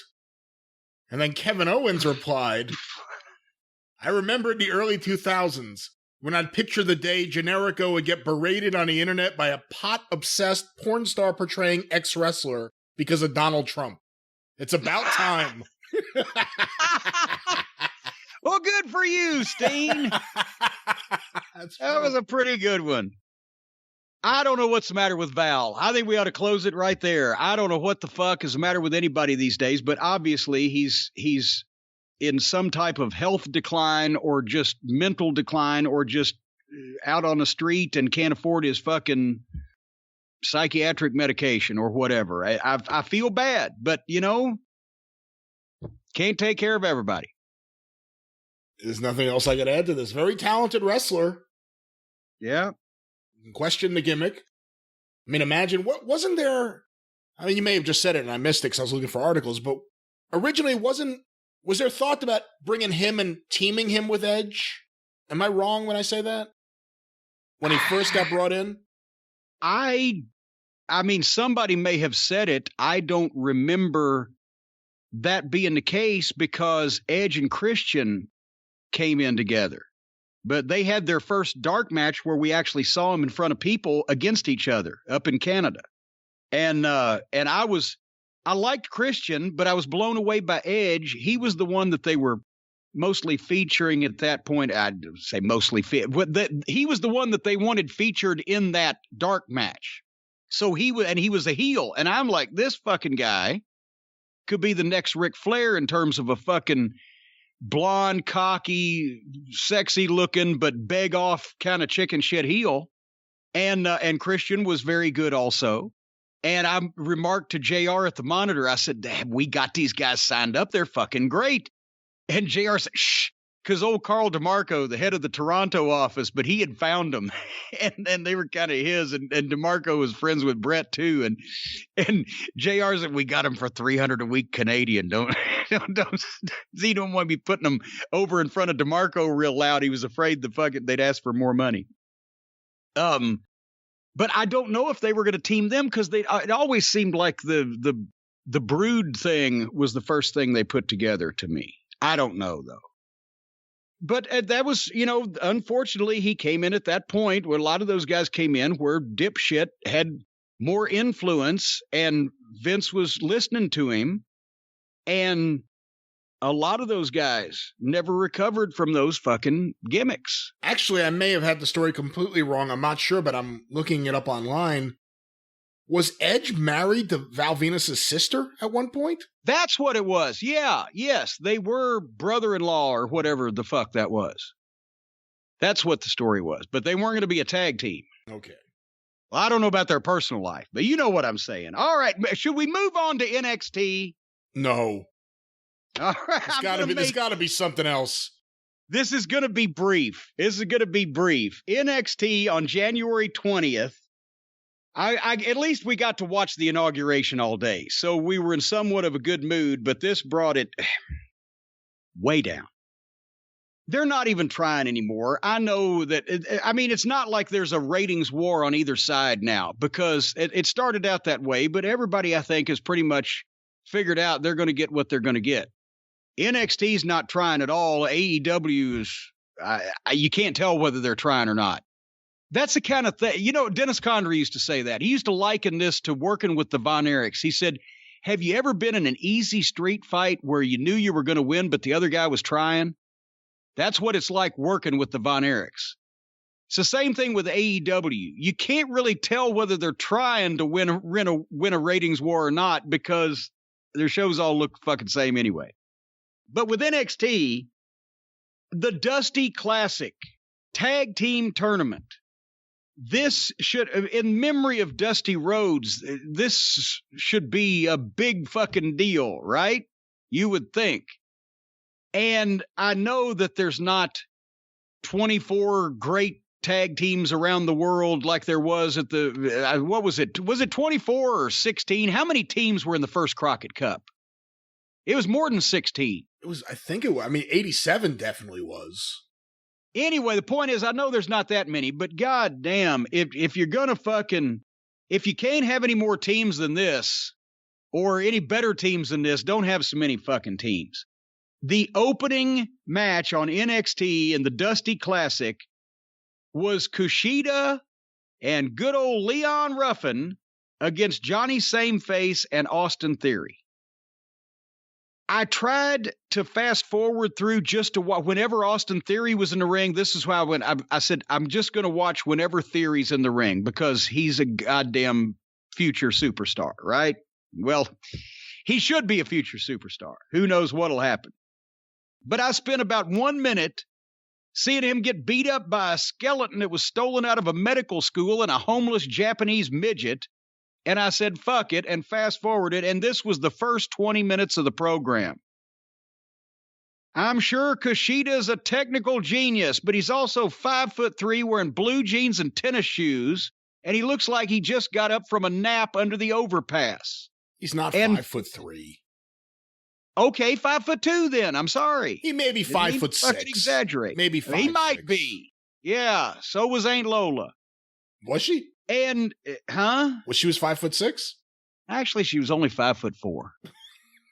But she outweighed Kushida and Leon Ruffin together. What are you laughing about? Okay, I don't know where we're going here. Okay, keep going with the match. Okay, basically, I'm not going to spend 20 minutes of my life watching these fucking goofs just to see Austin Theory. So they've lost me there. They've paired up Austin Theory with the world's most boring wrestler. Now I don't get to see any more Austin Theory because I ain't doing it. So we move ahead. Did you watch the match? I watched a lot of it. I did have the thought watching this. Now, look, there are examples that go the other way, like Austin Theory, like Karrion Kross. I guess Damian Priest is now headed to the main roster. Priest is gone. Ripley's gone. Walter is NXT UK, but I guess technically that's a separate thing. Why don't they just make NXT the cruiserweight brand? Because even the guys we like everybody'd have to gain a lot of weight. But even the guys we like, Adam Cole, Roddy Strong, they're all smaller guys in terms of height, in terms of weight. Why not just make the entire brand the cruiserweight brand instead of having guys the size of Gargano defeating guys the size of a Keith Lee or a Karrion Kross or a Damian Priest? I think that's I can tell you why. Why? Because if they made it entirely a cruiserweight brand, then nobody would watch it at all. Because that's what they did. 205 Live, do they even still do that? Nobody wants to see guys that are advertised as little bitty fucking fellows fighting.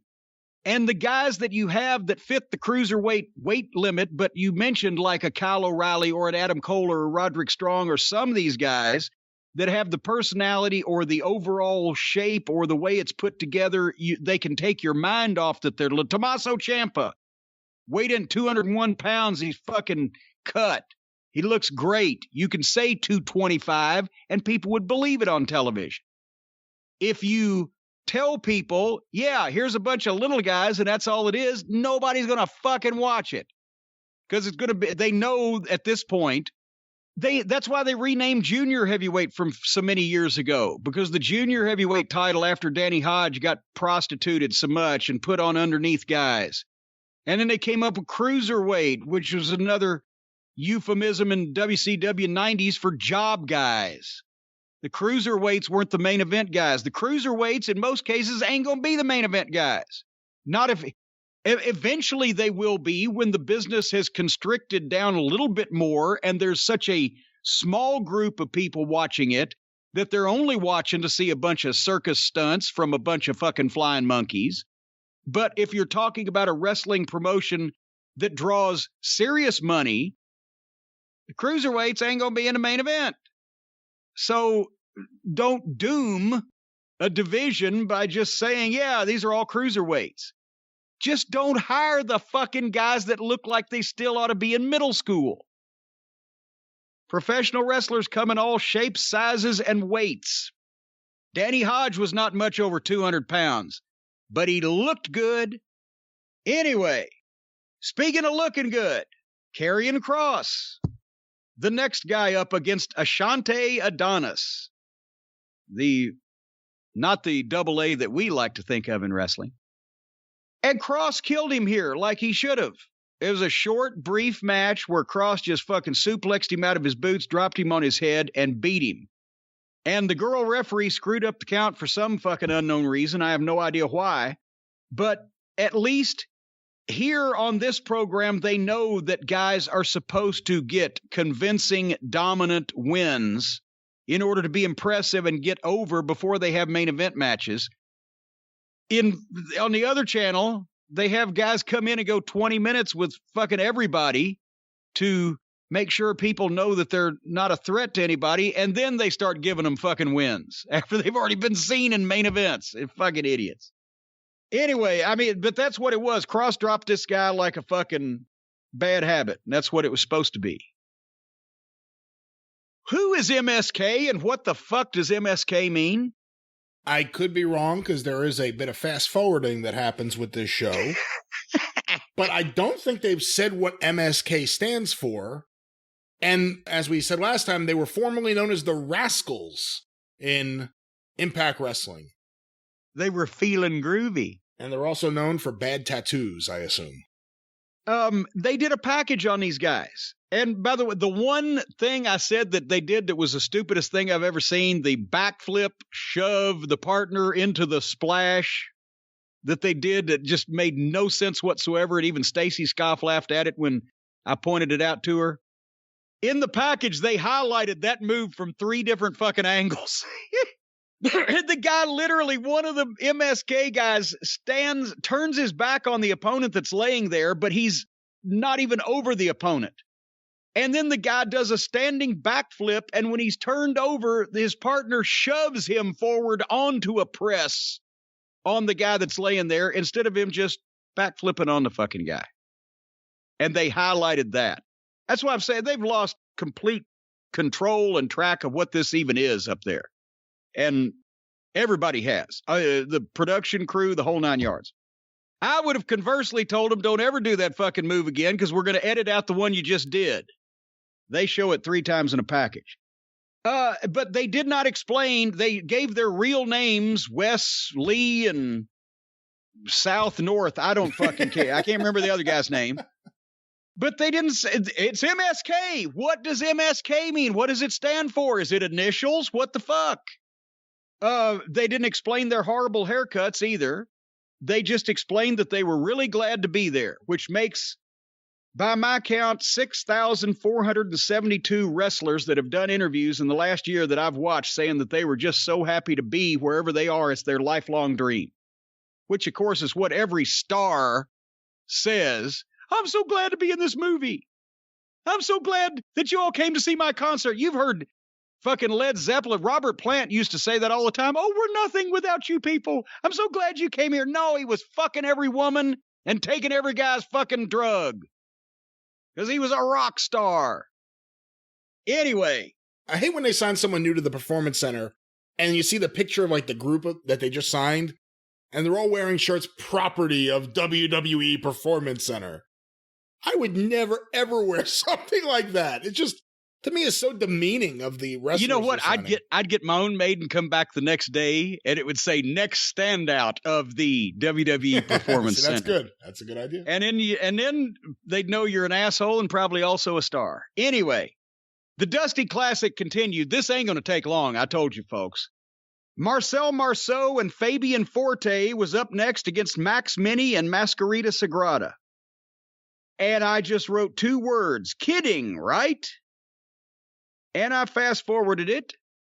And after 15 minutes, the Mexican Minis won clean in the middle of the ring over these guys. The Imperium guys. These 2 fucking, what did they call them? Lucha House Party? They're 5 feet tall. They look like the Mexican Minis. And they won clean. Boom, 1, 2, 3. Did you see any of that? You're shaving several inches off every wrestler you don't like to make them smaller than they are. Have they made the top rope in the ring taller these days than since I was last in one? Not that I'm aware of. And to answer your first question, I did not watch this match. Okay, I'm just trying to visually judge. Tommaso Ciampa and Timothy Thatcher had a weigh-in for their Fight Pit match, which was the only reason I was watching this program. On this, do you say they did a weigh-in, a legitimate weigh-in? The camera flashes, the guys, Ciampa hit the double bicep. Everybody's got their attitude face on. They do a little shove and a pull apart, which that would have been great, except they have regular assault and batteries backstage and multiple times in every show every week, so it just doesn't mean anything anymore. But I was thinking at the time they do segments like this. The only reason to do a segment like a weigh-in before a fight between two fighters is if you're trying to make it seem real. So they do a segment like this to make it seem like a sport or like real, like a fight is going to take place. And the rest of the show just completely blows the teetotal shit out of that impression or that illusion. So you can't have both.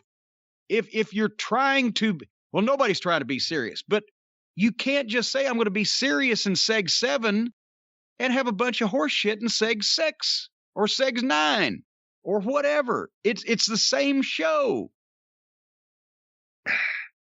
Then, Brian, this was the straw that broke the camel's back. They're going to have a women's Dusty Classic tag team tournament. By the way, did we mention this is going to be the last week that I fucking review NXT? We're going to talk about Kyle O'Reilly and Balor, I assume, are having a rematch. That's what was challenged for next week, and we're going to watch that. No, they're not. No? They're not? I think they're going to be teaming up next week. I thought it was you and me next week. Teaming up. Mutual respect. They just broke each other's fucking jaws. Mutual respect.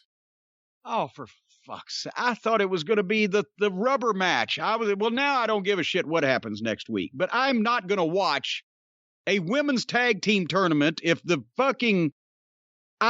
Toni Storm and Mercedes Martinez. I've liked both of them. Toni Storm looks like a star. She's a good enough worker to get by. Mercedes Martinez is a fantastic worker and a badass girl. They put them in against two girls that weren't 5 feet tall that have to reach up to grab the top rope. And 2 segments, 15 minutes. And then, guess who won? The midgets won again. They beat Toni Storm. These two little fucking Keebler elves. What's going on with you and height? It's like not even watching a women's wrestling show anymore. It's like watching midget wrestling. The whole show. The next match, Tyler Rust versus Bronson Reed. And we've liked Bronson Reed. He's a big guy, moves, has that great splash off the top. Looks like he's got a grip on being able to work. He could be a future star, right? Tyler Rust, we've seen him a time or two. He knows he still needs to work on his physique, but he's in good shape. He just doesn't carry a lot of oomph to it, but he's tall. He looks like he knows what he's doing. His work seems pretty good. He has a representative now. They can't say manager. And Heyman calls himself an advocate. This guy's a representative. I guarantee you Vince is saying you can't say manager.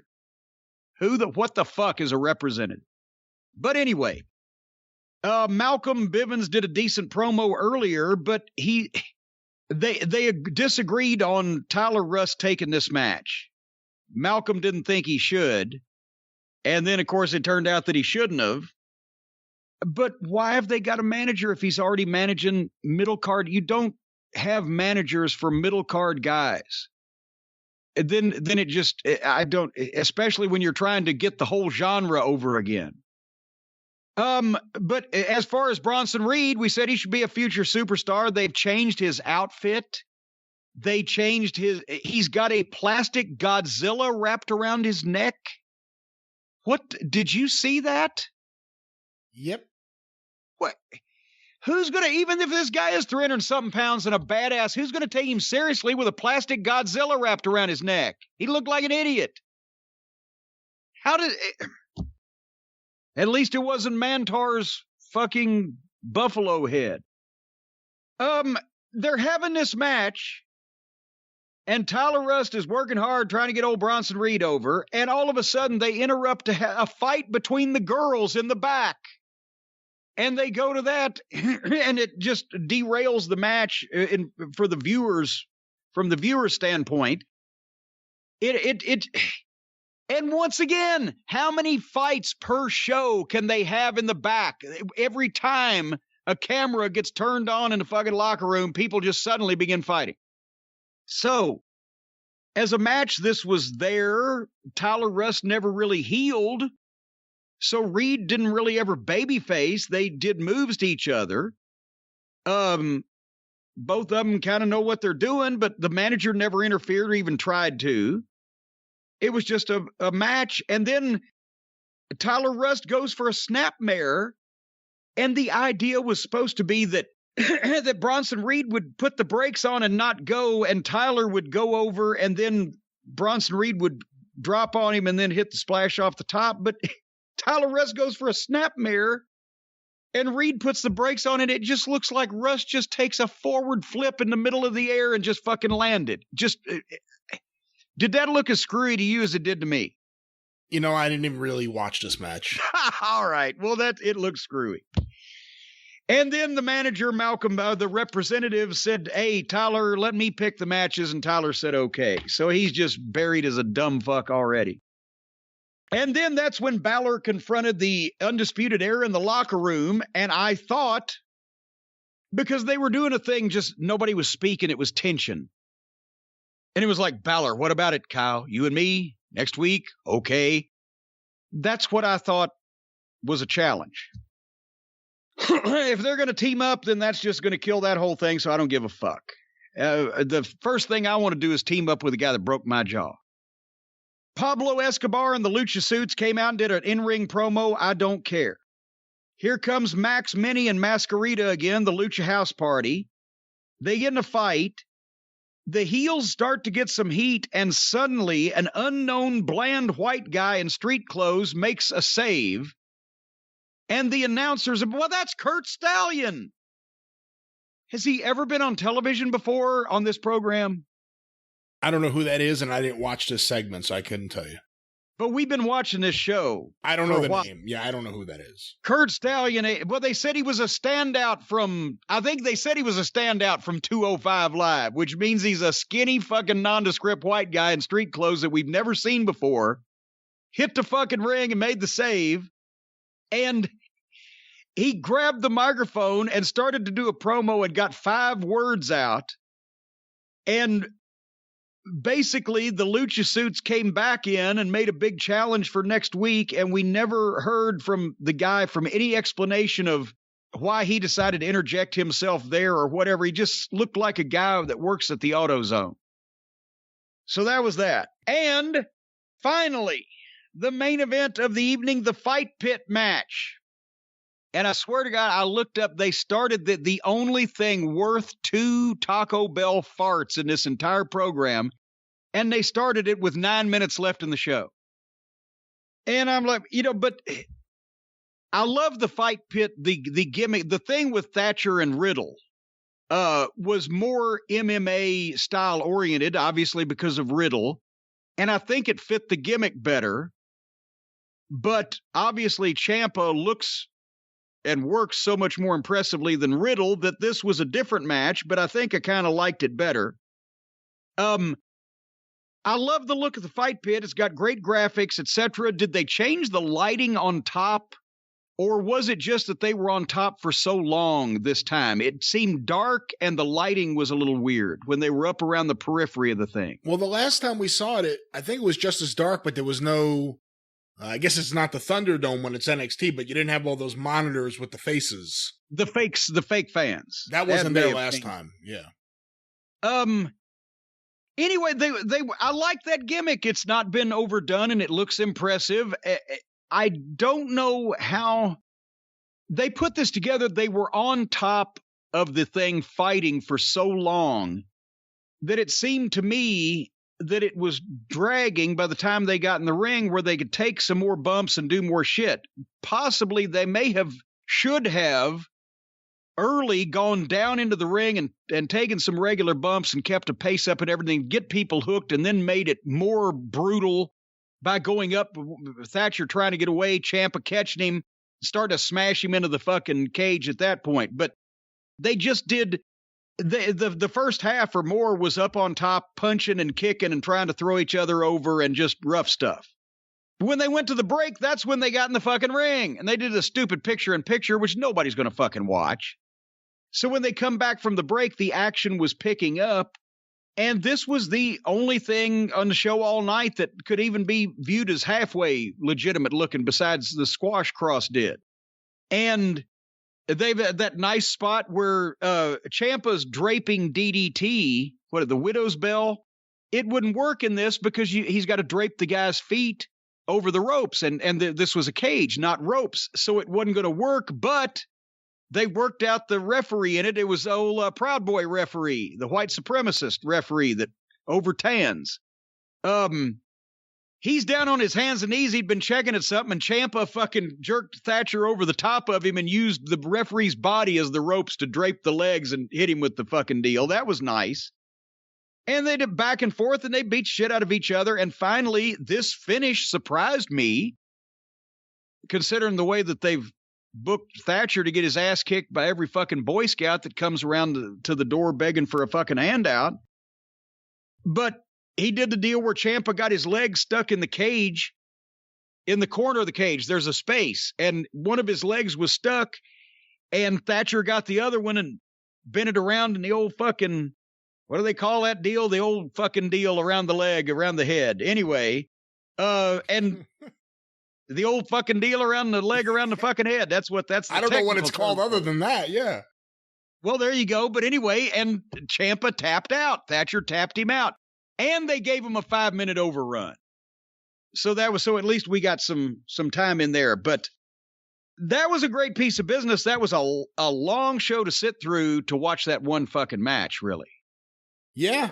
What'd you think of? I really liked the finish. I thought it was all right. Not as good as the Matt Riddle, Timothy Thatcher one. It is weird that the only matches Timothy Thatcher wins on this show are in the fight pit, which means he's won 2 matches in 6 months.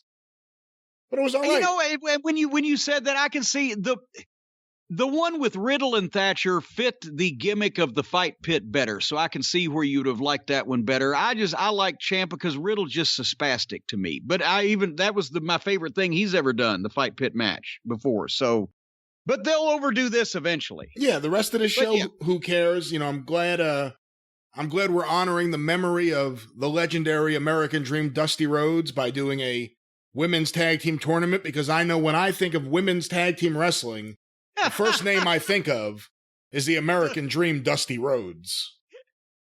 Oh, God. But this show's bad. He took Misty Blue, by the way. He took Misty Blue, booked her for one weekend, drew $100,000 in Baltimore. But she was wrestling with 7 other fucking guys. Yeah, this show just... And almost everybody that was of any interest, except for Ciampa and Thatcher, has left. In theory, you know, I can't sit through Gargano even to watch that guy. So we got to do something else. I don't know what we're going to watch next week. If it's not Balor O'Reilly 3, but it's Balor O'Reilly, we're going to team up because the writers had another screwy idea. I don't know if I can stomach that. We don't have to watch. I mean, we could just review the AEW show and not compare it to something else. I will say, well, the whole idea was it sounded good on paper. It sounded like it was going to be a horse race. Wednesday night, 2 shows head to head. Which one's going to be good? Which one's not? Which one? We've come to find out that both of them suck swamp water. That's exactly right. I mean, I have heard from a lot of people recently that we should watch SmackDown, that it's improved. Now, every time we have tried this, we have both hated ourselves instantly.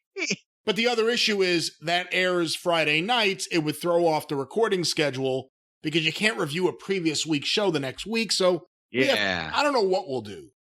We'll do something. We're going to watch something else, for heaven's sake, because I don't... Something classic. I mean, it is my hobby and my mission in life. After all the big build-up and all the big promises and everything that we were promised about our sports-based presentation, this is going to be wrestling the way wrestling fans like it and all this stuff. I want to point out every week that AEW doesn't know whether to wind their ass or scratch their watch. But there needs to be something to compare it to, and to be honest, everybody else is making this so difficult because nothing's any good. But we will try. You know what is good, Brian? What's that? I'll tell you what's good. Tell me. What's good is running a successful business with revenues in the hundreds of thousands or millions or tens or hundreds of millions of dollars. But regardless of whether you are International Ballistic Missiles Incorporated and do billions of dollars in revenues, or whether you're just a mom and pop operation just trying to get by, the one thing you need is NetSuite. Folks, running a business is tough, but you might even be making it tougher on yourself because the QuickBooks and the spreadsheets can slow you down. I remember when I worked in Titan Tower in Stamford, every time I would carry QuickBooks and spreadsheets up and down the stairs from one place to another, they would slow me down. Well, you don't need to do that anymore. It's time to upgrade to NetSuite. You can stop paying for multiple systems that don't give you the information you need when you need it. With NetSuite, you're unlike me, you're going to know exactly what you're talking about at all points. You can ditch the spreadsheets and all the old software that you've outgrown or donate them to your favorite charity. Maybe somebody else can get some use out of them.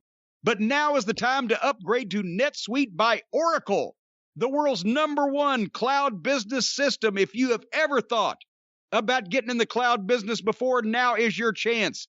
Folks, NetSuite gives you visibility and control over your financials, HR, inventory, e-commerce, and more. Everything you need all in one place instantaneously, and you don't even need Hotchkiss Feather Bottom to monitor it. You can join the over 24,000 companies using NetSuite right now. Just let them show you how they're going to benefit your business with a free product tour. Just go to NetSuite, that's NetSuite.com, the fancy way of spelling suite. netsuite.com/JCE and schedule a free product tour right now. netsuite.com/JCE. They'll show you what they can do for you for free, and then you can come back and tell me, and we'll both know. Speaking of both of us knowing, what are you doing this week on your programming? Another action-packed week on the Arcadian Vanguard Podcast Network. Get information about all shows on Twitter at Superpodcasts or on Facebook at facebook.com. Are those thumbnails going to start popping up on Twitter pretty soon? Yeah, I don't know what's going on with that. I got to double check. I've heard there is a Twitter thumbnail issue going on with other people. Yeah, I don't know what it is. Specific to YouTube, it appears. Yes, our thumbnails are still there. Travis Bickle does a fine job, but they're not showing up in Brian Last's tweets on the various programming if it's talking about YouTube. But as I was saying, facebook.com/Arcadian Vanguard, and on that topic, I'm sorry I interrupted you, by the way. On the Arcadian... I'm trying to mention to the people why your shit's substandard lately, and it's not your fault. All right, Mr. Fingerbottom. Let me continue here. Hey, I'll have you know that I haven't seen that doctor in quite some time.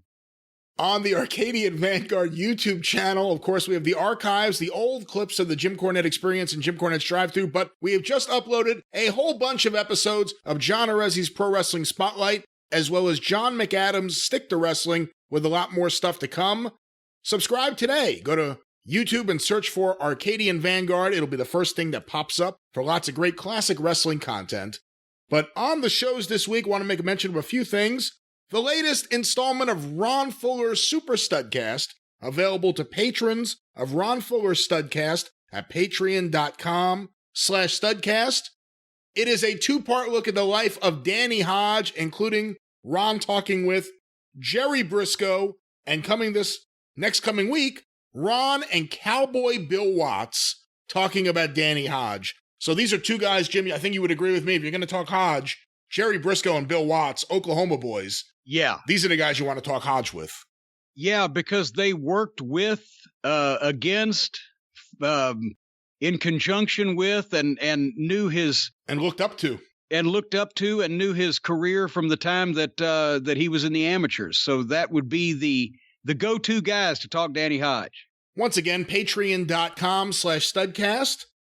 The latest episode of the Mid-Atlantic Championship Podcast is up right now with Mike Sempervive and Roman Gomez reviewing Mid-Atlantic Wrestling Television from September 11th, 1982. Jim, if I said to you 1982 Mid-Atlantic Wrestling, and someone on this show does the most fired up, the best promo of the week, who would you guess it would be?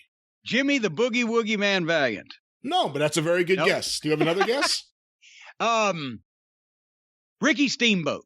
You see, the thing is, Mid-Atlantic, you had all these amazing promos, Roddy Piper, Sergeant Slaughter, Ric Flair, Jimmy Valiant. Yes, I'm not saying them because you said, guess who. So I would think that would be, you're trying to lead me astray somehow. It's a trick question. Well, you can hear the review as well as hear the audio of this promo. You're not going to tell me? I'm about to tell you. Oh, okay. Jim Dalton.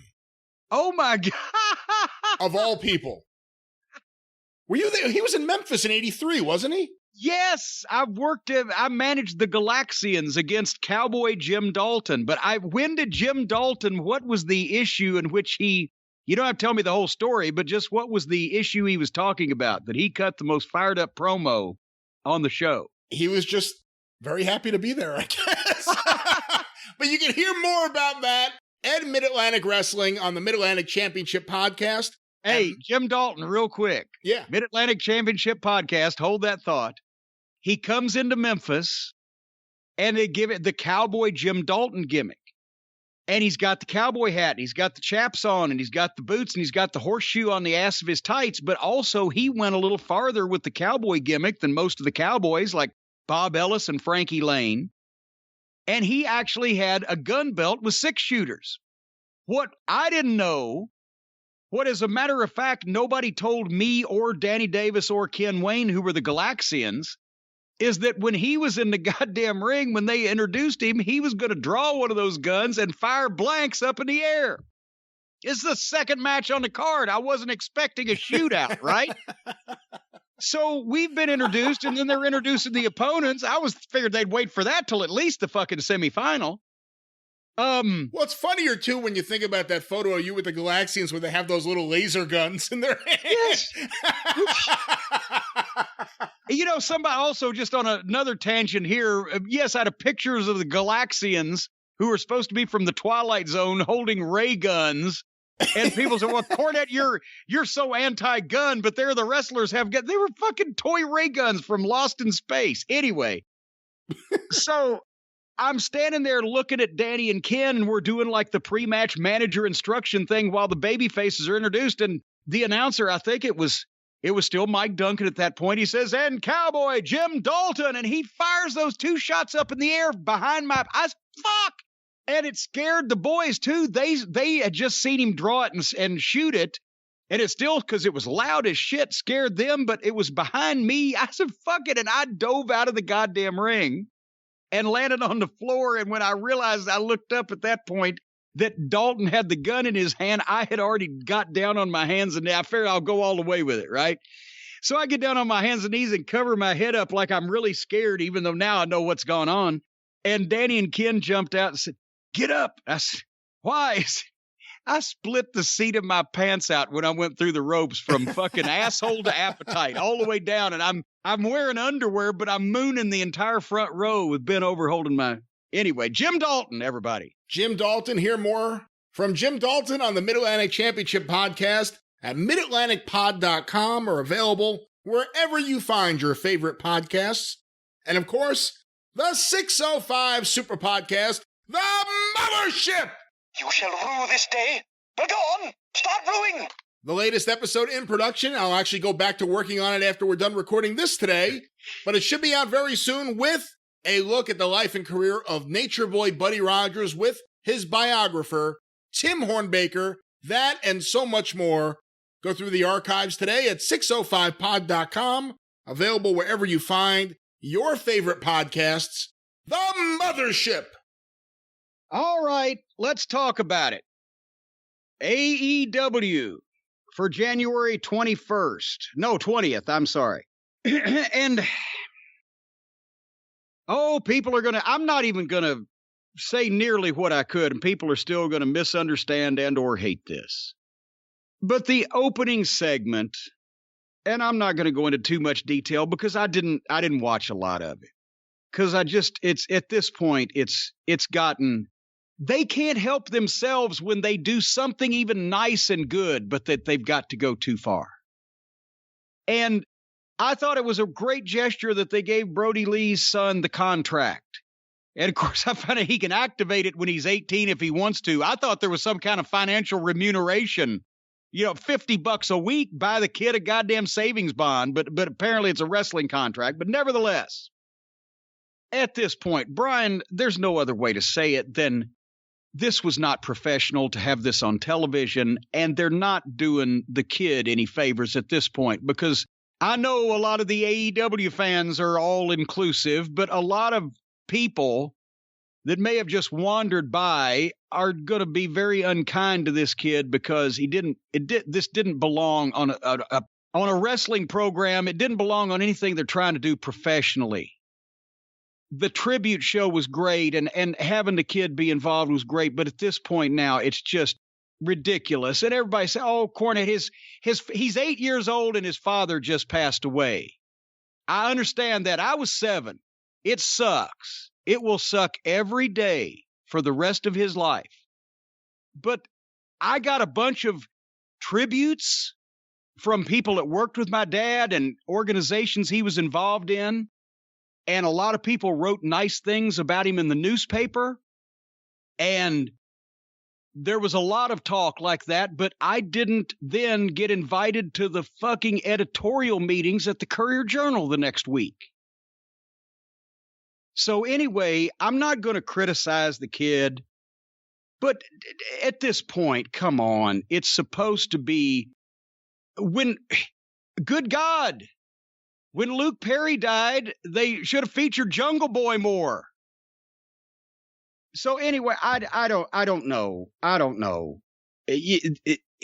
understand what they're trying to do, but this is still supposed to be a professional program. And in the midst of that business that was doing, and I'm not even going to critique the individual parts of it, it was Jack Evans and Angelico and Luther, and that was the 3 of them, right? Was it a 6-man or an 8-man? There's so many people standing around the ring. And Serpentico's involved in that. One of the smallest of the grown adults that they've been able to find, against the Dark Order and Adam Page.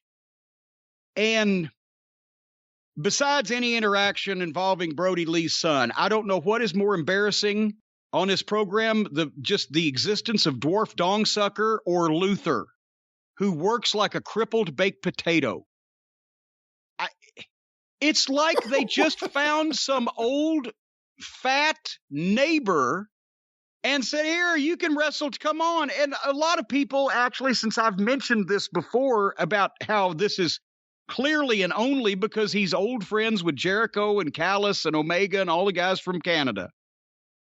But Cornette just doesn't like the Japanese wrestling legends.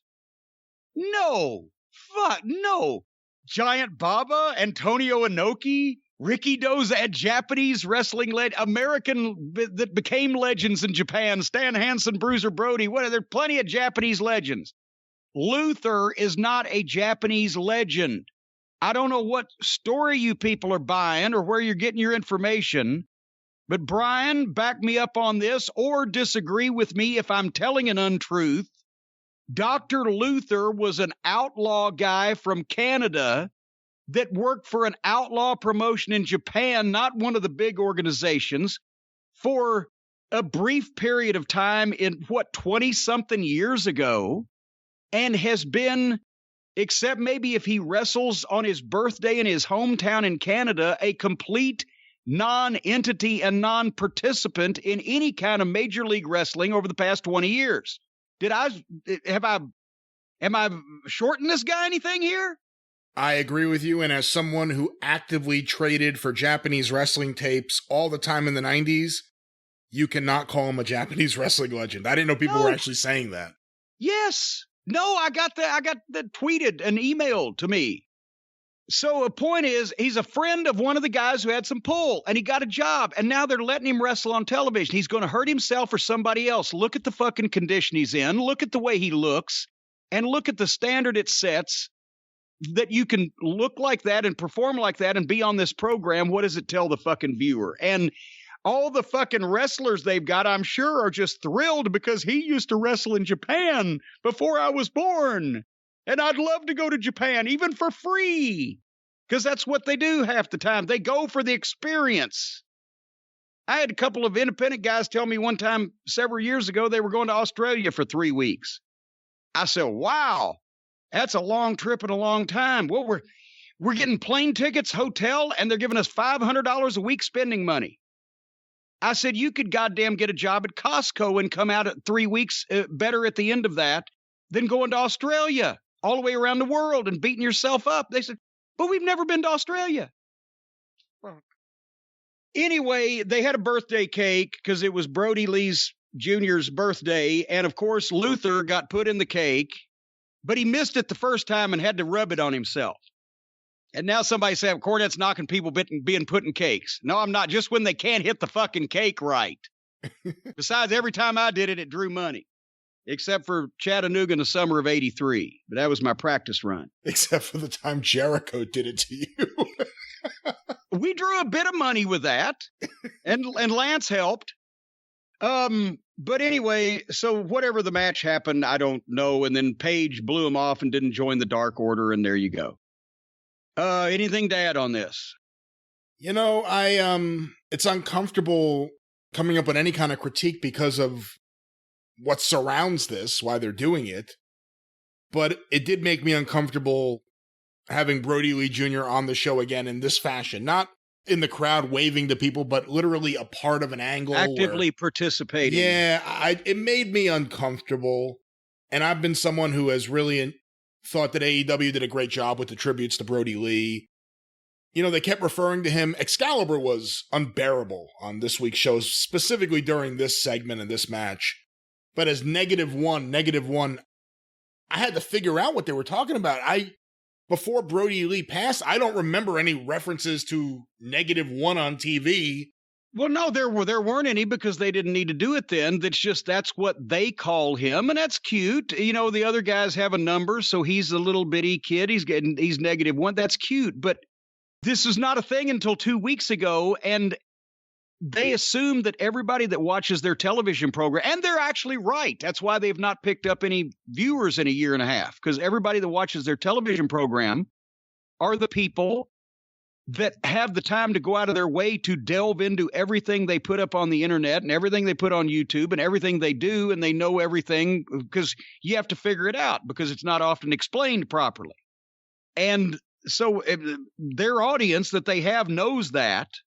It still doesn't make it any more palatable to look at or make it any more professional or make it any easier for anybody that accidentally might start watching the program to figure out what the fuck's going on. And honestly, they've backed themselves into the corner where they have so many guys that look like children and so many childish things going on that when they even do it for a reason like this, it just looks to a viewer who might wander in. Is this kids wrestling? Is this an MTV thing? Is it a game show? What's going on? That's the thing. This was something. Go ahead. This was something they should have filmed after the show went off the air, and if it worked, use a clip of it on the air, but not start the show with it. It felt like something that belonged on Canvas Cavity. Yeah. And by the time Luther came out, I could understand the people who disagree with me specifically, but you even lately to have seen it, with my assessment of Jericho and what he brings to the table. Here are the positives you could say. Jericho was a star. People know who he is. Not even getting into his work and his look or anything else. There are no positives to Dr. Luther being on this show. Because if you thought that segment looked amateur hour, the birthday party with the kid, you don't know what's going on, bringing him out with Serpentico, it just made this whole thing feel like public access. Serpentico's barely bigger than Brodie Lee Jr. and is presented as some kind of professional wrestler in this environment. Yeah, so the whole thing, I really hated it. I shouldn't say that. I really didn't like it. I didn't like starting the show with it. It felt like public access. Excalibur was unbearable. Yeah. The match itself, I couldn't get into based on all this. I will say I got a little bit of a kick out of the end of it where they asked Adam Page to join and he said no, but they were prepared for him to say yes. And on the screen it said he said yes. And all of a sudden there were mass dancing guys coming out and they had to rush and stop them and get them to go in the back. I got a kick out of that. But like I said to you last week, the Dark Order are now babyfaces. They're now a goofy comedy team of babyfaces. That's just what it is. But you know, you got a kick out of it. It's something to laugh at. You know what? When you sent me the clip of Randy Orton with his his asbestos mask on his burned face from Raw, emoting all of the cinematic verbiage that he was given. Look at the comments on YouTube, and this was the WWE YouTube channel. Look at the comments on the YouTube from their own audience, laughing at it in a bad way, laughing how bad it was, or how stupid the whole thing is, or how silly the idea is that they're setting these people on fire. I don't know what their comments are like. I don't look at their YouTube shit, but there's a lot of people now are starting to really, what the fuck? COVID has killed wrestling, because now they're trying to be some kind of television program instead of wrestling.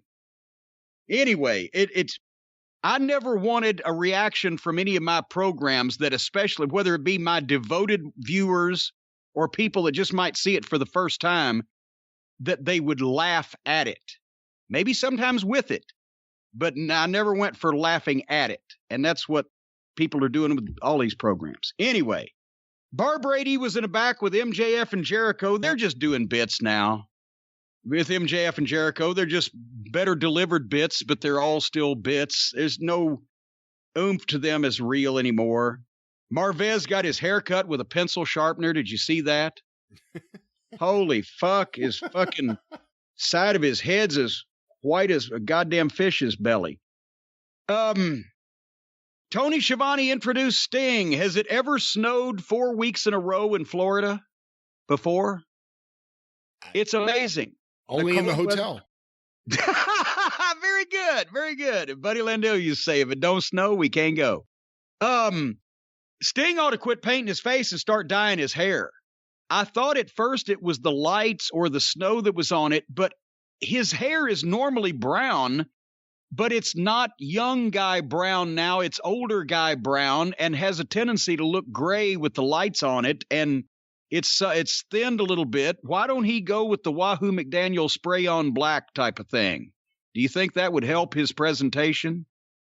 I mean, I guess, but that's the least of the problems here.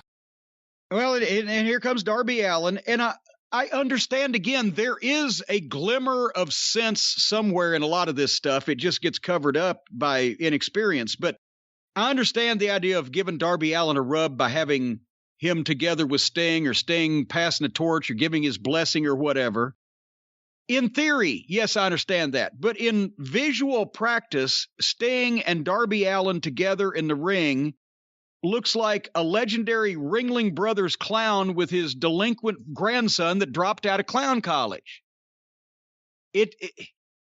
There's a generation missing between them. There's a fucking foot in height and 75 pounds in weight. I don't fucking know. But anyway, they're together and they get to say almost nothing before this time Team Taz interrupts on the screen. Normally they come out, but since there's only 5 of them, including a jacked up bodybuilder, the human suplex machine, and a goddamn fucking powerhouse 300-pound rookie, they've got to be on the screen so they don't get beat up by the senior citizen carrying the fucking baseball bat. And Taz's promo is that Darby Allin and Sting are the heels. They're the ones that fight dirty. So they make a challenge for taking it to the streets. That's whatever. We're going to take it to the streets. Are you ready to take it to the streets? Well, we want to take it to the streets. Apparently, this was a challenge for a street fight match between 2 members of Team Taz and Darby Allin and Sting. But since nobody ever actually got those English words out, asked, as JR you say, challenge, asked, and answered, they just challenged each other to take it to the streets, and then they had to announce on fucking Twitter that they're going to have a street fight next week. Is that basically what you're understanding now? That was my understanding of what they were setting up. I didn't see anything on Twitter, so I don't know about that. Yeah, because they never actually said we're going to have a street fight match next week. They just, we're going to take it to the streets. Okay, we'll take it to the streets. Well, what street are you going to? I'd like to be there. Main Street? Broadway? Sesame Street. Sesame Street. And then in practice, you had 5 guys that looked like that, Taz and his crew, challenging an AARP member and a 160-pound babyface to something involving streets. So then they put the match that it is officially a match. Now Sting is going to be in a street fight The only one that I would, since Taz is not going to be physically involved, the only one I would trust if I was staying with my body is Starks. Because Cage wants to get his shit in, and Hobbs is greener than goose shit.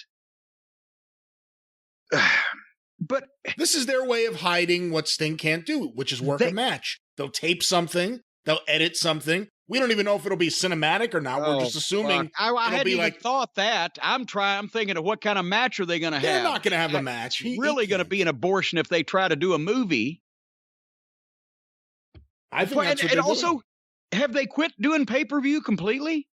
No, they have another one. Actually, I just saw they moved the date from February to March. So, did they say it was next week, the street fight?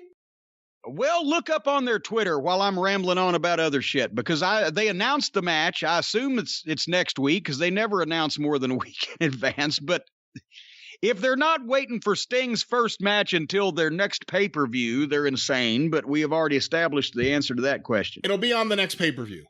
Well, okay. Maybe that's why they didn't complete the fucking challenge on television, because people might think it was next week, like I did when they oh, God damn it. I wish there was some kind of Rosetta Stone that would come with this program where we could understand everything they're implying without actually saying it. Hey, here's another thing. If Sting's going to come out every week with a baseball bat, maybe don't have Jericho do a promo holding a baseball bat right before you go to the segment. Well, then not only a promo, but they tried to use it in the match. We'll get there. Anyway, so now we know Sting's going to at least be in a street fight on the pay-per-view. That's a smart move. Might be the end of Sting being ambulatory, but at least they'll have to pay to see it. But the ending of this thing was Darby Allin finally spoke and gave a very dramatic and lifeless reading of "Be careful what you ask for. It just might happen." And then Taz was off the screen with his team, and Darby leaves, and Sting walks out, and they just go to break. That was the exciting answer to the challenge that wasn't really made to begin with. Anyway, any comments on this before we move on to Kenny Olivier's house? It was obviously rented for the occasion. I think I made all my comments. So the next thing we see is Bar Brady again with Pieface and Balding, the Young Bucks, and they're supposedly at Twinkle Toes' house. And they're going to see Kenny because they want to find out what's going on with him and what happened last week where they got Iggy'd out of that match by Callis and blah, blah, blah. And they come in. Well, first of all, Michael knock it the fuck off and get off my television is the butler. And he answers the door and he lets them in. And they go in and they see a painting of Twinkle Toes and Callis jacked up like fucking two Mr. Universe contestants in a very not even vaguely homoerotic pose of themselves. And we find out that Twinkle Toes ain't there, but Callis is there. And son of a gun, he didn't realize that the Bucks didn't have Kenny's new phone number. And it sounds like kids in high school arguing about their friendship or whatever. Oh, you didn't get my new number. I changed my phone. Callis looks like a giant next to these two idiots. They kicked Marvez out, and they kicked the cameraman out and set the camera down so it would continue shooting exactly what they wanted it to shoot. And after they did a bit for a while, Callis tried to bribe them to just get out of Kenny's life and leave him alone, and I would have taken that money. But they didn't want to do it, and then you heard something. We were alleged to believe off camera there was a scuffle. Is this the way that they were going to remake the world's greatest wrestling artist into the old cleaner is back, the greatest wrestler in the world? What a heel he's going to be with this whatever this is. What was this? This was bad. Look, this is the silliness you're going to get when you have the Young Bucks and Kenny Omega on creative. They think this is good. They think it makes sense. None of their stuff in AEW, nothing in AEW booking overall goes from A to Z with everything making sense. Things are never laid out and explained properly. You know, some of these things might make sense if they were interesting enough where you actually cared to listen to hear what they were saying, but they deliver it in such a childish, insipid, and phony way that you don't give a fuck anyway. And they have no personalities. To be fair, I'm sure the Young Bucks think they're good actors. You know what Mama Cornette used to say about thought? She said the old guy thought he farted, but he shit. I'll reiterate what I said last week. Tony Khan is nuts for doing a deal with Impact. Oh, I thought you were going to put a period after nuts. No, and for elevating Don Callis and considering everything that's gone on with Impact, and specifically with Don Callis, I'm very curious if Brandy Rhodes or any of the women there have any issue at all with this guy being used in this manner. They don't know anything about that stuff. That's all taking place in Canada. Anyway. I know all about that stuff. That's because you know everything, but Stephen P. New has said that we're not allowed to talk anymore about it. I've seen the documentation. Yes. I didn't sign an NDA. Hey. I'm not someone who signed an NDA. I could say anything. Stephen P. New. I wouldn't use Don Callis in a million Well, wait a minute. I signed an NDA. I signed a non-disclosure with AEW. That doesn't count with Impact. But I wasn't there. I just know what the fuck happened. But I have not signed any NDAs. You haven't signed shit with anybody. I could talk all about Impact and Don Callis and Anthem. I could talk all about independent investigations. I could talk all about this stuff. Asper family is the Aspers. A very high thought of family up in Canada. Big name in Canada. I could talk all about it. They need help in hiring their private detectives. Anyway. I didn't sign anything. I could say all sorts of stuff. So Cody was up next. His opponent, Pretty Peter Avalon. The former librarian, well, there was two librarians. When they started this fiasco, there was the male librarian and the female librarian, and they would come up and shh each other. That was cutting-edge wrestling gimmickry right there. Well, they've dropped the librarian now. Wonder why? And I guess since they've been paying this idiot for well over a year, they decided to put him on television. He's got to be one of the palest human beings I've ever seen. He can't weigh 190 pounds. And he literally looks like the guy at the resort that thinks he's sexy in Speedos, but is actually looks like an emaciated victim of anorexia. And this was Cody's opponent. And Cody, the announcer said, had made the statement he was going to beat this guy in 1 minute or less. Cody roars out of the fucking blocks, hits his finish, the crossroads, boom, and immediately music, and out on the stage comes Jane Cargill. And all I could think of, Brian, was you. Let me tell you something. I popped when she deserves her proper name being used. When Jade Cargill came out on that stage, I popped. I said, oh my God, I can't wait to see where this goes. What's she going to do? And it turns out she did barely anything, and she turned around and left. Well, I froze this, and I yelled at Stace because it was the long shot of her on the stage, and she don't know what's going on in this program. So she comes in from the kitchen. I said, look on the stage at Shelton Benjamin wearing that blonde wig, because she loves Shelton. We've known Shelton 20 years. That's not nice. I said, look, and she looked and said, is that Shelton? That's messed it's up. Close enough. That's messed up. Anyway, literally, Jane Cargill walks out on the stage. Cody turns around and looks at her. She turns around and walks off, and he turns around, and Peter Avalon football kicks him right in the nuts. And the referee didn't see it. This is going to be, I wrote, this is going to be competitive. And it was. For the next 10 minutes, Cody proceeded to get the shit kicked out of him by Pretty Peter Avalon. He let a 170-pound job guy superplex him off the top rope. He fought back and let Avalon stop him, and then they went to break. It's a 2-segment match. In the same vein as that incredible match between Stone Cold Steve Austin and Mike Bell that went 20 minutes on Raw. Avalon on the second half of this thing missed a moonsault, and Cody on purpose missed a leapfrog, came down on him so that he could stop himself again. And Peter Avalon did a shitty dive outside, and Cody sold it like he'd been hit with an atomic bomb. Cody made a comeback, got the figure 4 leg lock on this guy, and the guy reversed it.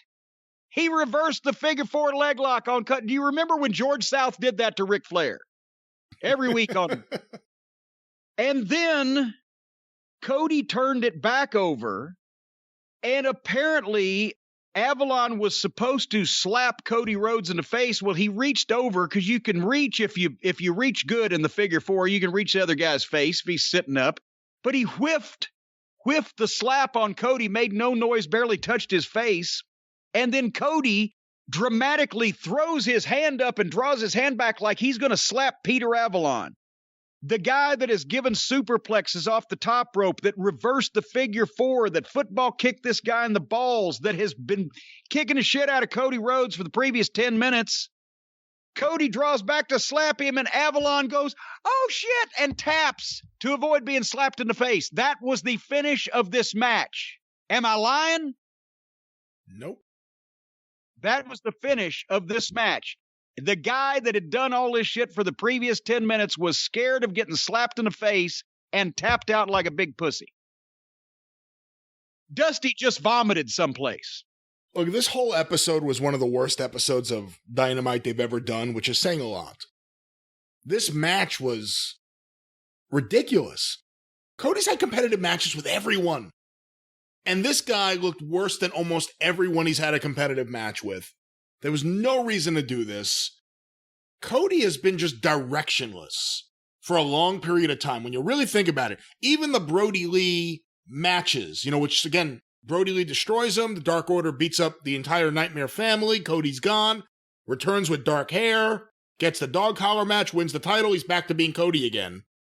Other than that, he's done like nothing in a year that stands out. Well, but think about this also, though. They all say, well, you don't understand. This is done so long term, and they specifically didn't put the belts on the Bucks and Olivier for the first year so they could stay away from it and give somebody else a chance. They should have stayed away permanently.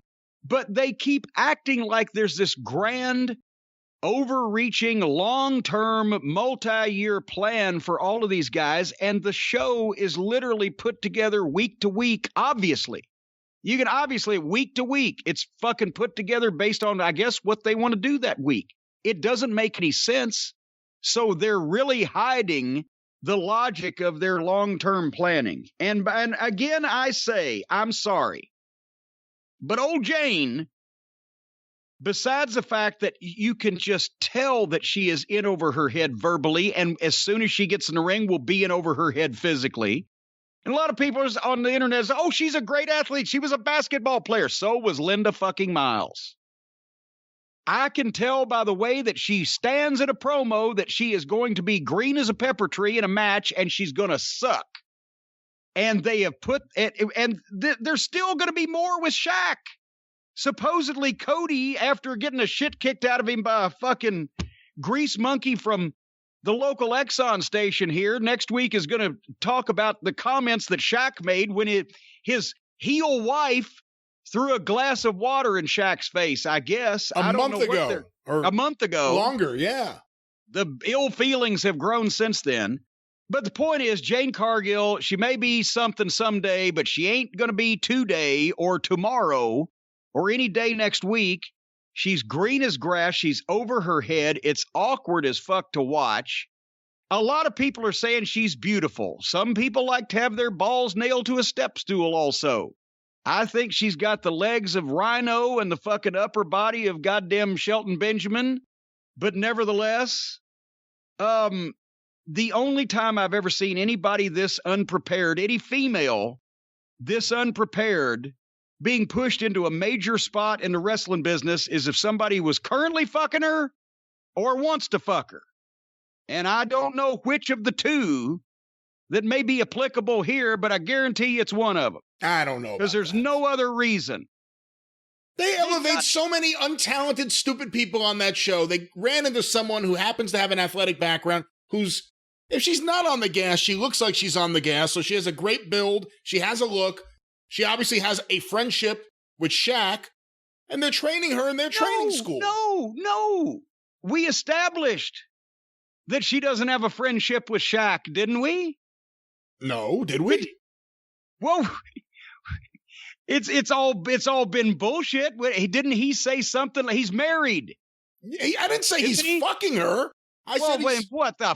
Oh yeah, like Shaquille O'Neal's going to be friends with this girl, just bosom buddies and lifelong pals. Well, you don't know that. You don't know that. She's a college basketball player. Maybe he got to know her through that because he was a basketball player. That's like Ric Flair being platonic friends with a woman under the age of 75. Don't compare people to Ric Flair in that sense. But I'll tell you this. Shaq wishes he could measure up to. I'll tell you this. Jade Cargill, she needs a lot of work on a lot of things. But with that said, I want to see her do everything. I want to see her do a tope. I want to see her get in there and lock up with. I want to see it all because I've enjoyed every second she's been on TV since she first debuted. And we've seen a lot of women wrestlers. We've seen a lot of wrestlers overall who are not ready. They are not prepared. They get in the ring. Sometimes it was on this episode of Dynamite. And the basics, they can't get down. And they look lost in a match. I have a feeling she's not going to be very good in the ring. But she will look like she is so confident doing all this stuff badly that I want to see it. I want to be along for the whole ride. I think she is the most captivating character on this show since she has debuted. And you can't disagree with that. Who is more captivating than Jade Cargill on this show? Wait a minute. Hold on. Let me just see. American Heritage Dictionary. Captivating. Captivating. There's catheter. Hold on. Not that. Captious. Captivate. To attract and hold by charm, beauty, or excellence. She is captivating. I don't know. Maybe more like captivating Jade Cargill. Maybe more like captive, held as prisoner, kept under restraint or control, restrained by circumstances that prevent free choice. All right, anyway, moving on. We had a segment coming up next where the formerly best heel tag team in wrestling who get abused by dwarves in various wrestling matches were in a lounge somewhere. It looked kind of like a swingers club that I used to see in Nashville every once in a while with the black leather couch and the red velvet wall. But anyway, so there's FTR and Tully. Tully speaks for 15 seconds because nobody ever gets a word out on these fucking promos in the back until somebody interrupts. And Tully speaks for 15 seconds, and then here comes Jungle Boy, Dino Douche, and Dwarf Dong Sucker, and they interrupt, and they're very fed up in a very stagey and phony fashion. Jungle Boy did not inherit his father's acting skills, apparently, because he gave the driest, most monotone delivery of whatever it was he said, and he's mad, and next week he can take either one of them. And next week, it's going to be Jungle Boy and Dax. So now I guess Dax can get beat up by a fucking smaller guy and humiliated there. That'll be good. It'll be a good match, but it's ridiculous. And poor FTR, I mean, they're deader than fucking Kelsey's nuts anyway. But just now, split them up and have them beat them in singles matches. That's the best thing to do. Listen, I have nothing against Jungle Boy being given that spot. He's the one in that team that has a future. Well, yes. And he's really good. Dax is excellent in the ring. It'll be a great match. With that said, FTR have been horrible booking. Horribly. Great match, horrible booking. From the moment they got there, they have been misused. They have been booked horribly. I don't think there's anyone else who has come in from another company or from WWE that has been booked as badly as they have. That's why so many people, and I don't know if it's true or not, but you do hear from a lot of people all of a sudden on Twitter, they must be being punished. For, for all those years they said they were the best. They must be getting punished. For all those years, they told the truth and said they were the best tag team in wrestling, and the two middle school children from Cucamonga took exception to that, so they got their billionaire friend to spend the money to get the best team in wrestling to come in there so that they could make them look stupid and fulfill their adolescent prophecy. And then we switched from that to a balding plumber walking in from the parking lot. Oh, it's Jon Moxley. Did you notice this? They had in-ring introductions with Justin Roberts, who now has grown a Mephistopheles goatee and mustache. In-ring intros for a match where nobody has ever heard of one guy. Just out of nowhere. So John Moxley is going to wrestle Nick Comoroto, who has a ton of potential, is built like a fucking beast and has hair and fucking muscles and looks rough, and you can tell he's green. But they had a basic match here. It was one of the better Moxley matches because he didn't go outside and do all the garbage death match wrestling outside that he always does, and he didn't do all of his stupid bullshit inside. He kept it basic with this guy who's green, and then Nick held his end up. However, visually, if you'd have just put this match on in a vacuum in front of somebody, you would have said Nick Comoroto's the star and Moxley's the job guy. But having said that, as a match, it was basic, but since Moxley doesn't work as either a heel or a babyface, he just does the shit that he does. Nick could have been a stronger heel, but he was just doing what he was told because the veteran was leading it, and Moxley doesn't really know how to be a babyface or a heel. He just does the shit he does. And then Moxley choked him out. And I thought, Peter Avalon just went 10 minutes with Cody Rhodes. Couldn't Moxley have choked him out in a minute and a half, and couldn't Cody have gone 10 minutes with the guy that looks like something? And also, alternatively, I wrote they can push Jane Cargill, but they can't protect this guy. One of the only guys on their roster that looks like a grown adult pro wrestler instead of a goddamn high school fucking cheerleader on the women's squad. And then Moxley did his promo where he's the baddest man in the world and he's still after Kenny Olivier. And I've determined Moxley should have a pirate gimmick. Don't you think? Why's that? Go along with his sunken chest? Fuck. What? He says, I love to break necks and snap limbs because I'm violent. Has he broken anybody's neck? Has he snapped anybody's limbs? I know he never sells, but has he ever actually done anything that anybody else sold for more than a fucking week and came right back? He loves to do all these things, but we never see him do them. That's one of the first things I learned when I got into business. They said baby faces never promise that they're going to do shit or they have done shit unless they are going to do it or have done it. Because then you just look like a fucking goof. And nobody thinks this guy is going to really break anybody's neck. Didn't he wear an eye patch for a while? Yeah, he wore... Well, yeah, because they fucking... Jericho, right? Yeah, put his eye out for a while. And his closing line, Moxley's on this promo, all roads in wrestling lead through me. Do you think that'll go down in history as one of the great closing lines, Brian? I would say not. It doesn't even sound right. All roads in wrestling lead through me. That sounds like everybody in wrestling goes right through him, the old whore that he is, to get to whatever they want, and he can't stop them. I don't fucking know. They did a promo in the back with Eddie Kingston and the Butcher and the Baker and the Candlestick Maker, where Kingston got in, 7 or 8 words before Archer came in, and he's challenging him. And then Jake pulls Archer out. You can tell this was taped last week as Jake still has the top half of his Godzilla fucking costume on. Green snakeskin.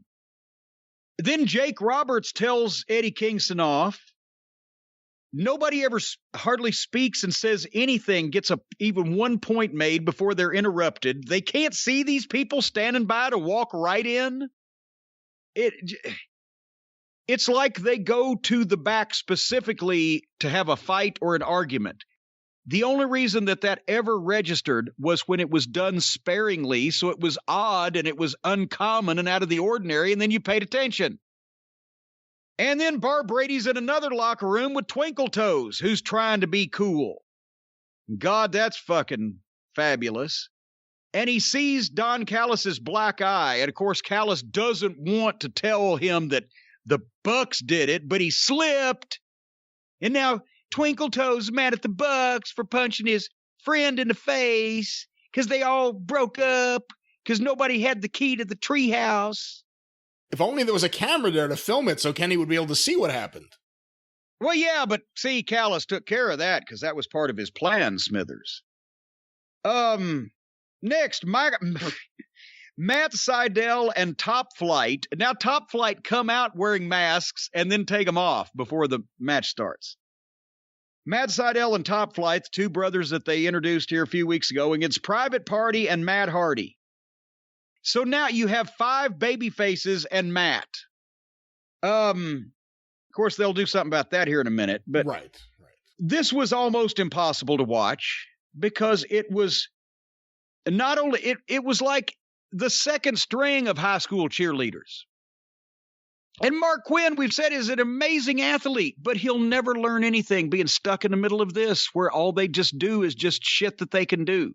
But the Top Flight number 1 did a spot where he leaps up into his partner's arms and they fucking bounce off the ropes, and then Top Flight 1 monkey flips Top Flight 2 so that he flips over in the air and was supposed to apparently land on the opponent, but he went all the way over the opponent, landed on his feet on the other side of the opponent, so he realized that and immediately did a backflip to try to land on the opponent, but he backflipped over the top of the opponent and landed on his own head on the other side of the opponent.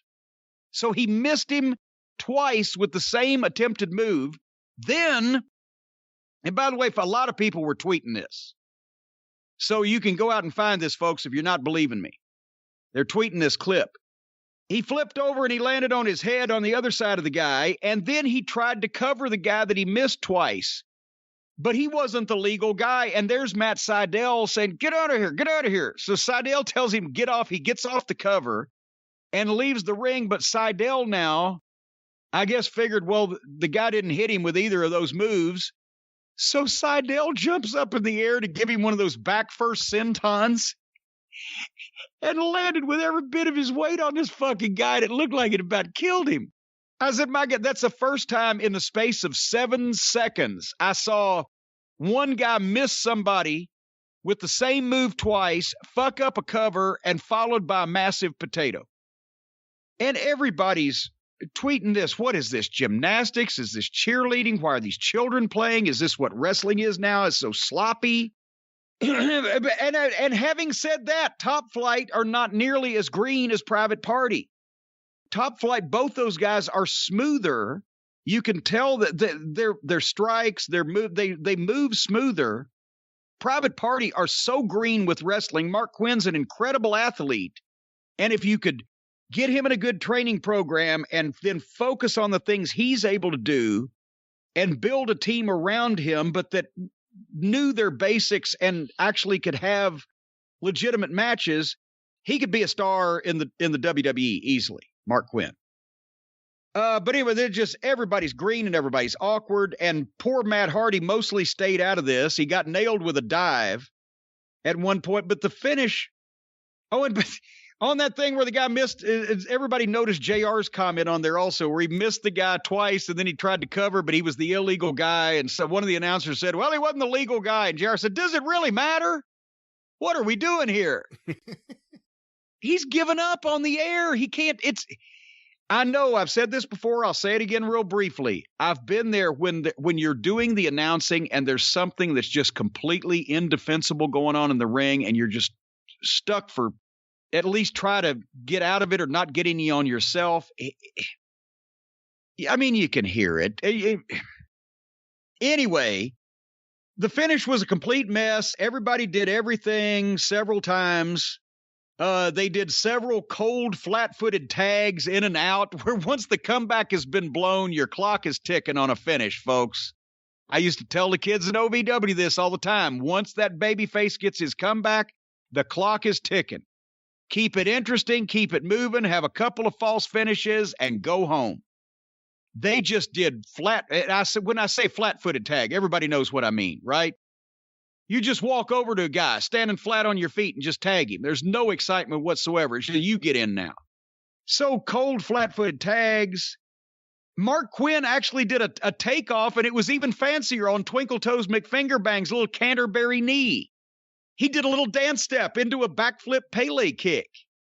One of the Top Flight gave a horrible Hurricane Rana that he almost missed him to one guy who flew with it anyway. There were multiple people in the ring all the time. And finally, one member of Private Party grabs a chair and whacks fucking the opponent. Mark Quinn comes off the top rope, so they finally have turned heel. Just the way that they got there made not one lick of sense in the world. They've been arguing with their new manager that they've had for 3 weeks since they signed the contract about the percentage he's taken. And the manager was belittling them and talking down to them, setting up, obviously, what would be a breakup too fast, but still it would make sense, where they find out he's really taken advantage of them, and now they want to get even, but instead he's just decided they're going to switch heel with him so he can take more of their money. What the fuck is going on here? It was very sloppy. There was a time where I loved high spots. And it wasn't always cruiserweights. You'd see Scott Steiner do something new, like, oh my God, I've never seen that before. People used to lose their mind at this stuff. Now they just do tons of it. They miss shit. They keep going. I really didn't like this match. I agree with you. Top Flight, considering they're young, I mean, isn't one of them like 19 and the other one's 21 or 22? Yeah. Ton of potential. Private Party just move herky-jerky. They move like the baby deer that haven't got their legs under them yet. Their kicks are awkward. They kick like fucking Olivier. Kenny Olivier has the most awkward kicks I've ever seen, but it's like a green guy, but he takes it to another level. But the other green guys, they're not smooth yet. They need more training. They're not ready for this spot. Like I said, very But where sloppy. are you going to get any good training? From any of these people? I think not. So there you go. Guess what next? What the next match was? What next? Layla Hirsch versus Penelope Ford. Layla Hirsch is a shooter, apparently, with an amateur background, and she's also little darling Dagmar's twin sister. She's 4'11". And Penelope Ford had the mascot Pip Sabian, our friend Miro, and Chuck the Butler fuck with them. And this went 2 segments, this girls' match. I didn't watch it, but it went 2 segments. But then afterwards, Miro tried to do a promo. And he's got old fuck Taylor there in a tuxedo because fuck, that's his nickname. His full name is Fuckface to his friends, but fuck Taylor is in a tuxedo because he's Miro's butler because they did an angle off of Seinfeld. And since Taylor's partner and the only good thing about that whole team, Trent, has had surgery, he's off for months. So they didn't have anything for Taylor to do. So he got won by Miro and Pip to be their butler until the wedding, which is going to be on the pay-per-view or the TV show. I don't know when it's going to be on. Because this is, once again, ridiculous. And Miro browbeat him and then made Buttlefuck. See, that's the butler who's fucked Taylor, Buttlefuck. See what I did there? He made Buttlefuck tell Pockets, who was sitting in the crowd, that Miro is his best friend now, not Pockets. And then Pockets got up and walked off with a sad look on his face. I stopped it again. I called Stace in. I said, Stace, and I explained to her that angle that I just explained to you. And I said, the reason why they were mad originally is because so-and-so broke the other guy's video game. She got a sadder face than Pockets, rolled her eyes and walked off without saying anything. She's embarrassed at what the business has become now. So anyway, that's what happened there, right? I guess so. Yeah. I will say Layla Hirsch is small, but I'd put money on her taking half the roster. Well, yeah, because, she actually is legit Layla. She's got a background. I just wasn't going to watch Penelope Ford. And again, I actually watched this match, and what was infuriating? So they go to picture-in-picture. And I said, I want to keep watching this. Whatever it was, I was intrigued. You like to have your balls nailed to a step stool, don't you? Not on video, but I'm watching this picture-in-picture, which is a pain in the ass. It's such an unenjoyable process, a way to watch wrestling. And then all of a sudden, they go off the picture-in-picture to a full-blown commercial That's where they sell the local cable ads. Right. Why would you invest in picture-in-picture if it's not going to come out of picture-in-picture right back into the show? Because you're an idiot. You're right. In this match, I was. Next up, suddenly in the back, the announcer, oh my God, there's something going on in the back. Guess what's happening in the back? Somebody's getting the shit kicked out of them. Luke Gallows and Carl Anderson are beating up Penthouse, one of the Lucha Brothers. I don't know where Felix went. He wasn't there, but Penthouse is all by himself. And once Gallows and Anderson get the man down, here comes Twinkle Toes McFingerbang wearing what looked to me to be ballet tights and Iron Sheik boots with little pointy fucking toes. They were skin tight on the leggings, and he threw those awkward kicks on Penthouse like the young deer without its legs under it again. And then took one of his pointy shoes off and ground his pointy shoe into Penthouse's eye. I can't remember whether they've been portraying the Lucha Brothers as baby faces or heels or what the fuck they've been the last couple of weeks, but you really going to get any heat by fucking grinding your pointy shoe into a masked guy's face? It's good when nobody believes any of this shit. Anyway, I wrote they should just take fan fantasy submissions at this point. Okay, if you win a contest, you get to book the show this week. It would make as much sense from week to week. There'd be the same kind of continuity, none. And then the main event, the three-way tag team match, where every tag team or every member of the Inner Circle is in this match. MJF and Jericho against Santana and Ortiz against Sammy and Hagar. Sammy Guevara and Jake Hagar, and they even had Sammy Hagar do a cameo for a pre-tape. I wonder how much that cost them. And they're supposed to wrestle with the winner. Then they're going to solve who the top tag team is, and everybody's going to get along after this. This was the most preposterous thing. Do you remember when Tully and Arn fought Flair and Wyndham? Fuck. This is just a complete joke group now. Why, by the way, why are the baby faces up to and including Billy Gunn and his son singing Judas when the heel comes out?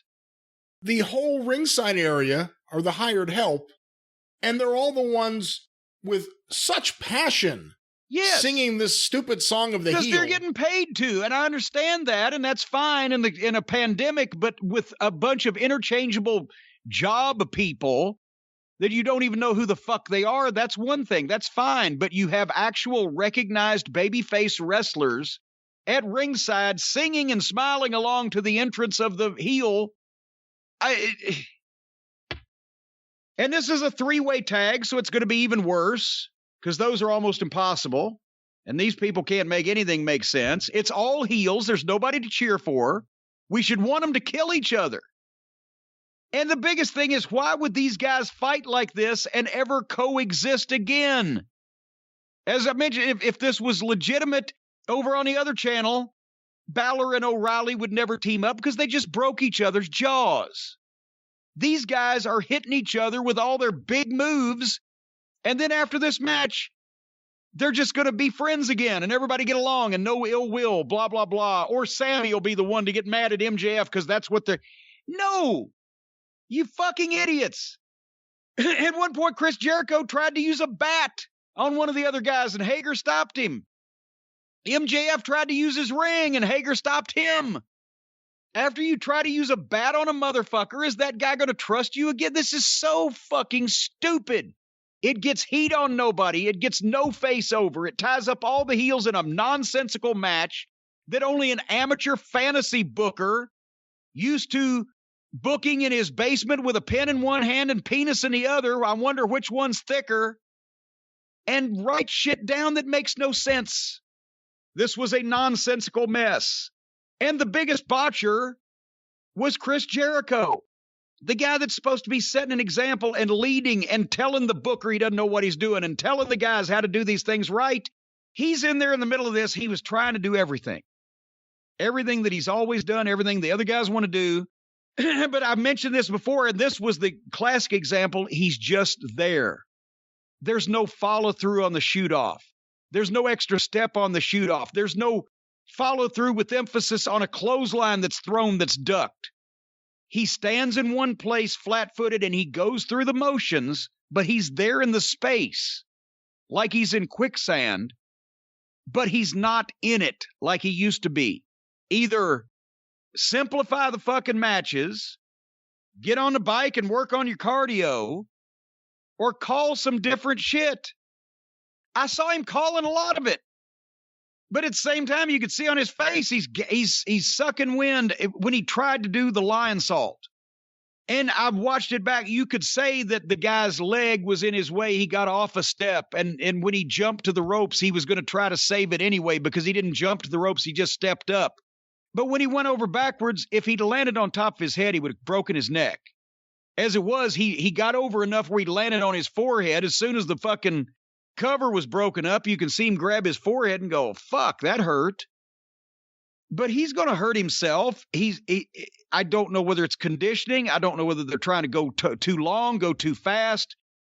It's cold in Florida. It's hot. I don't know what the fuck's going on. But he's not there anymore.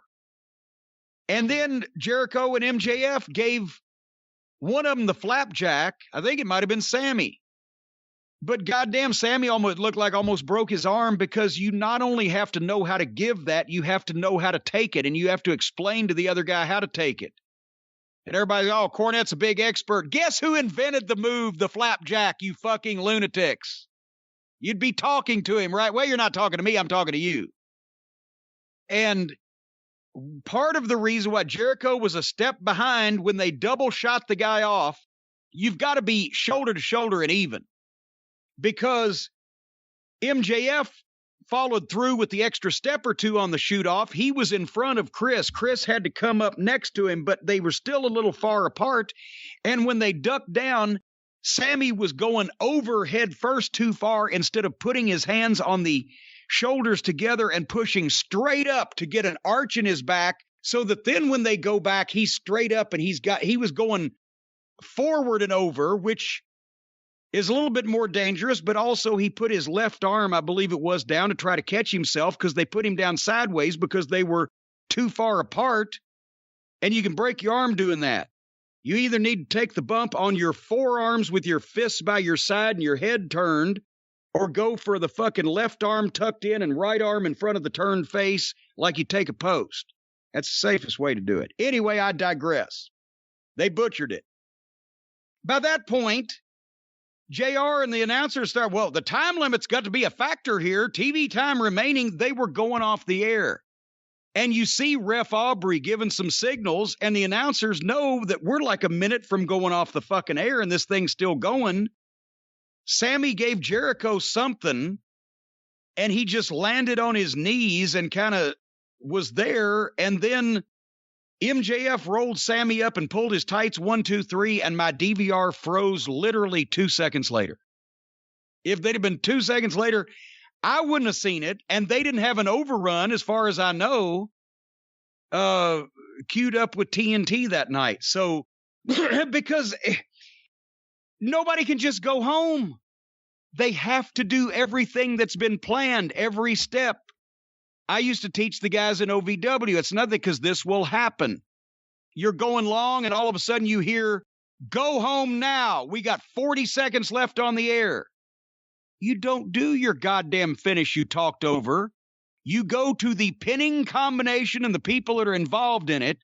You get them in legal together as quickly as possible, and they do something, and boom. Because I don't care how well you do your finish, if it's not seen on television, you've shit the bed.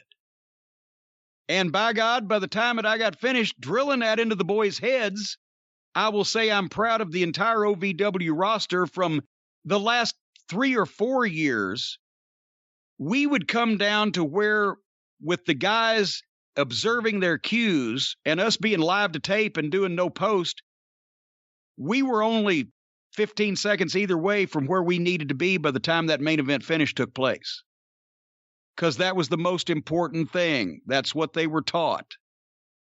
That's why they went on to the WWE and had success until they were given shitty gimmicks that ruined their careers.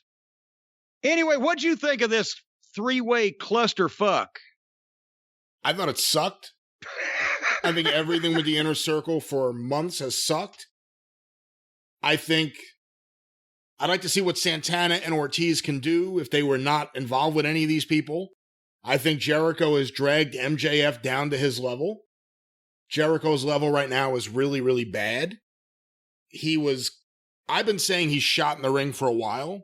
MJF was special and had all the attention on him every time he was on television. Now he's in a group where he's the little buddy of the guy. And even if he takes the fucking group, if he steals the group away from Jericho in the end, it's petty theft at this point.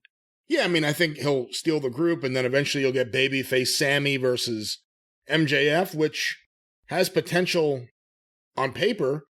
But enough of this. Enough of all this. Fucking Cody has no one to work with, and all these idiots are here doing this. And Jericho's shot in the ring.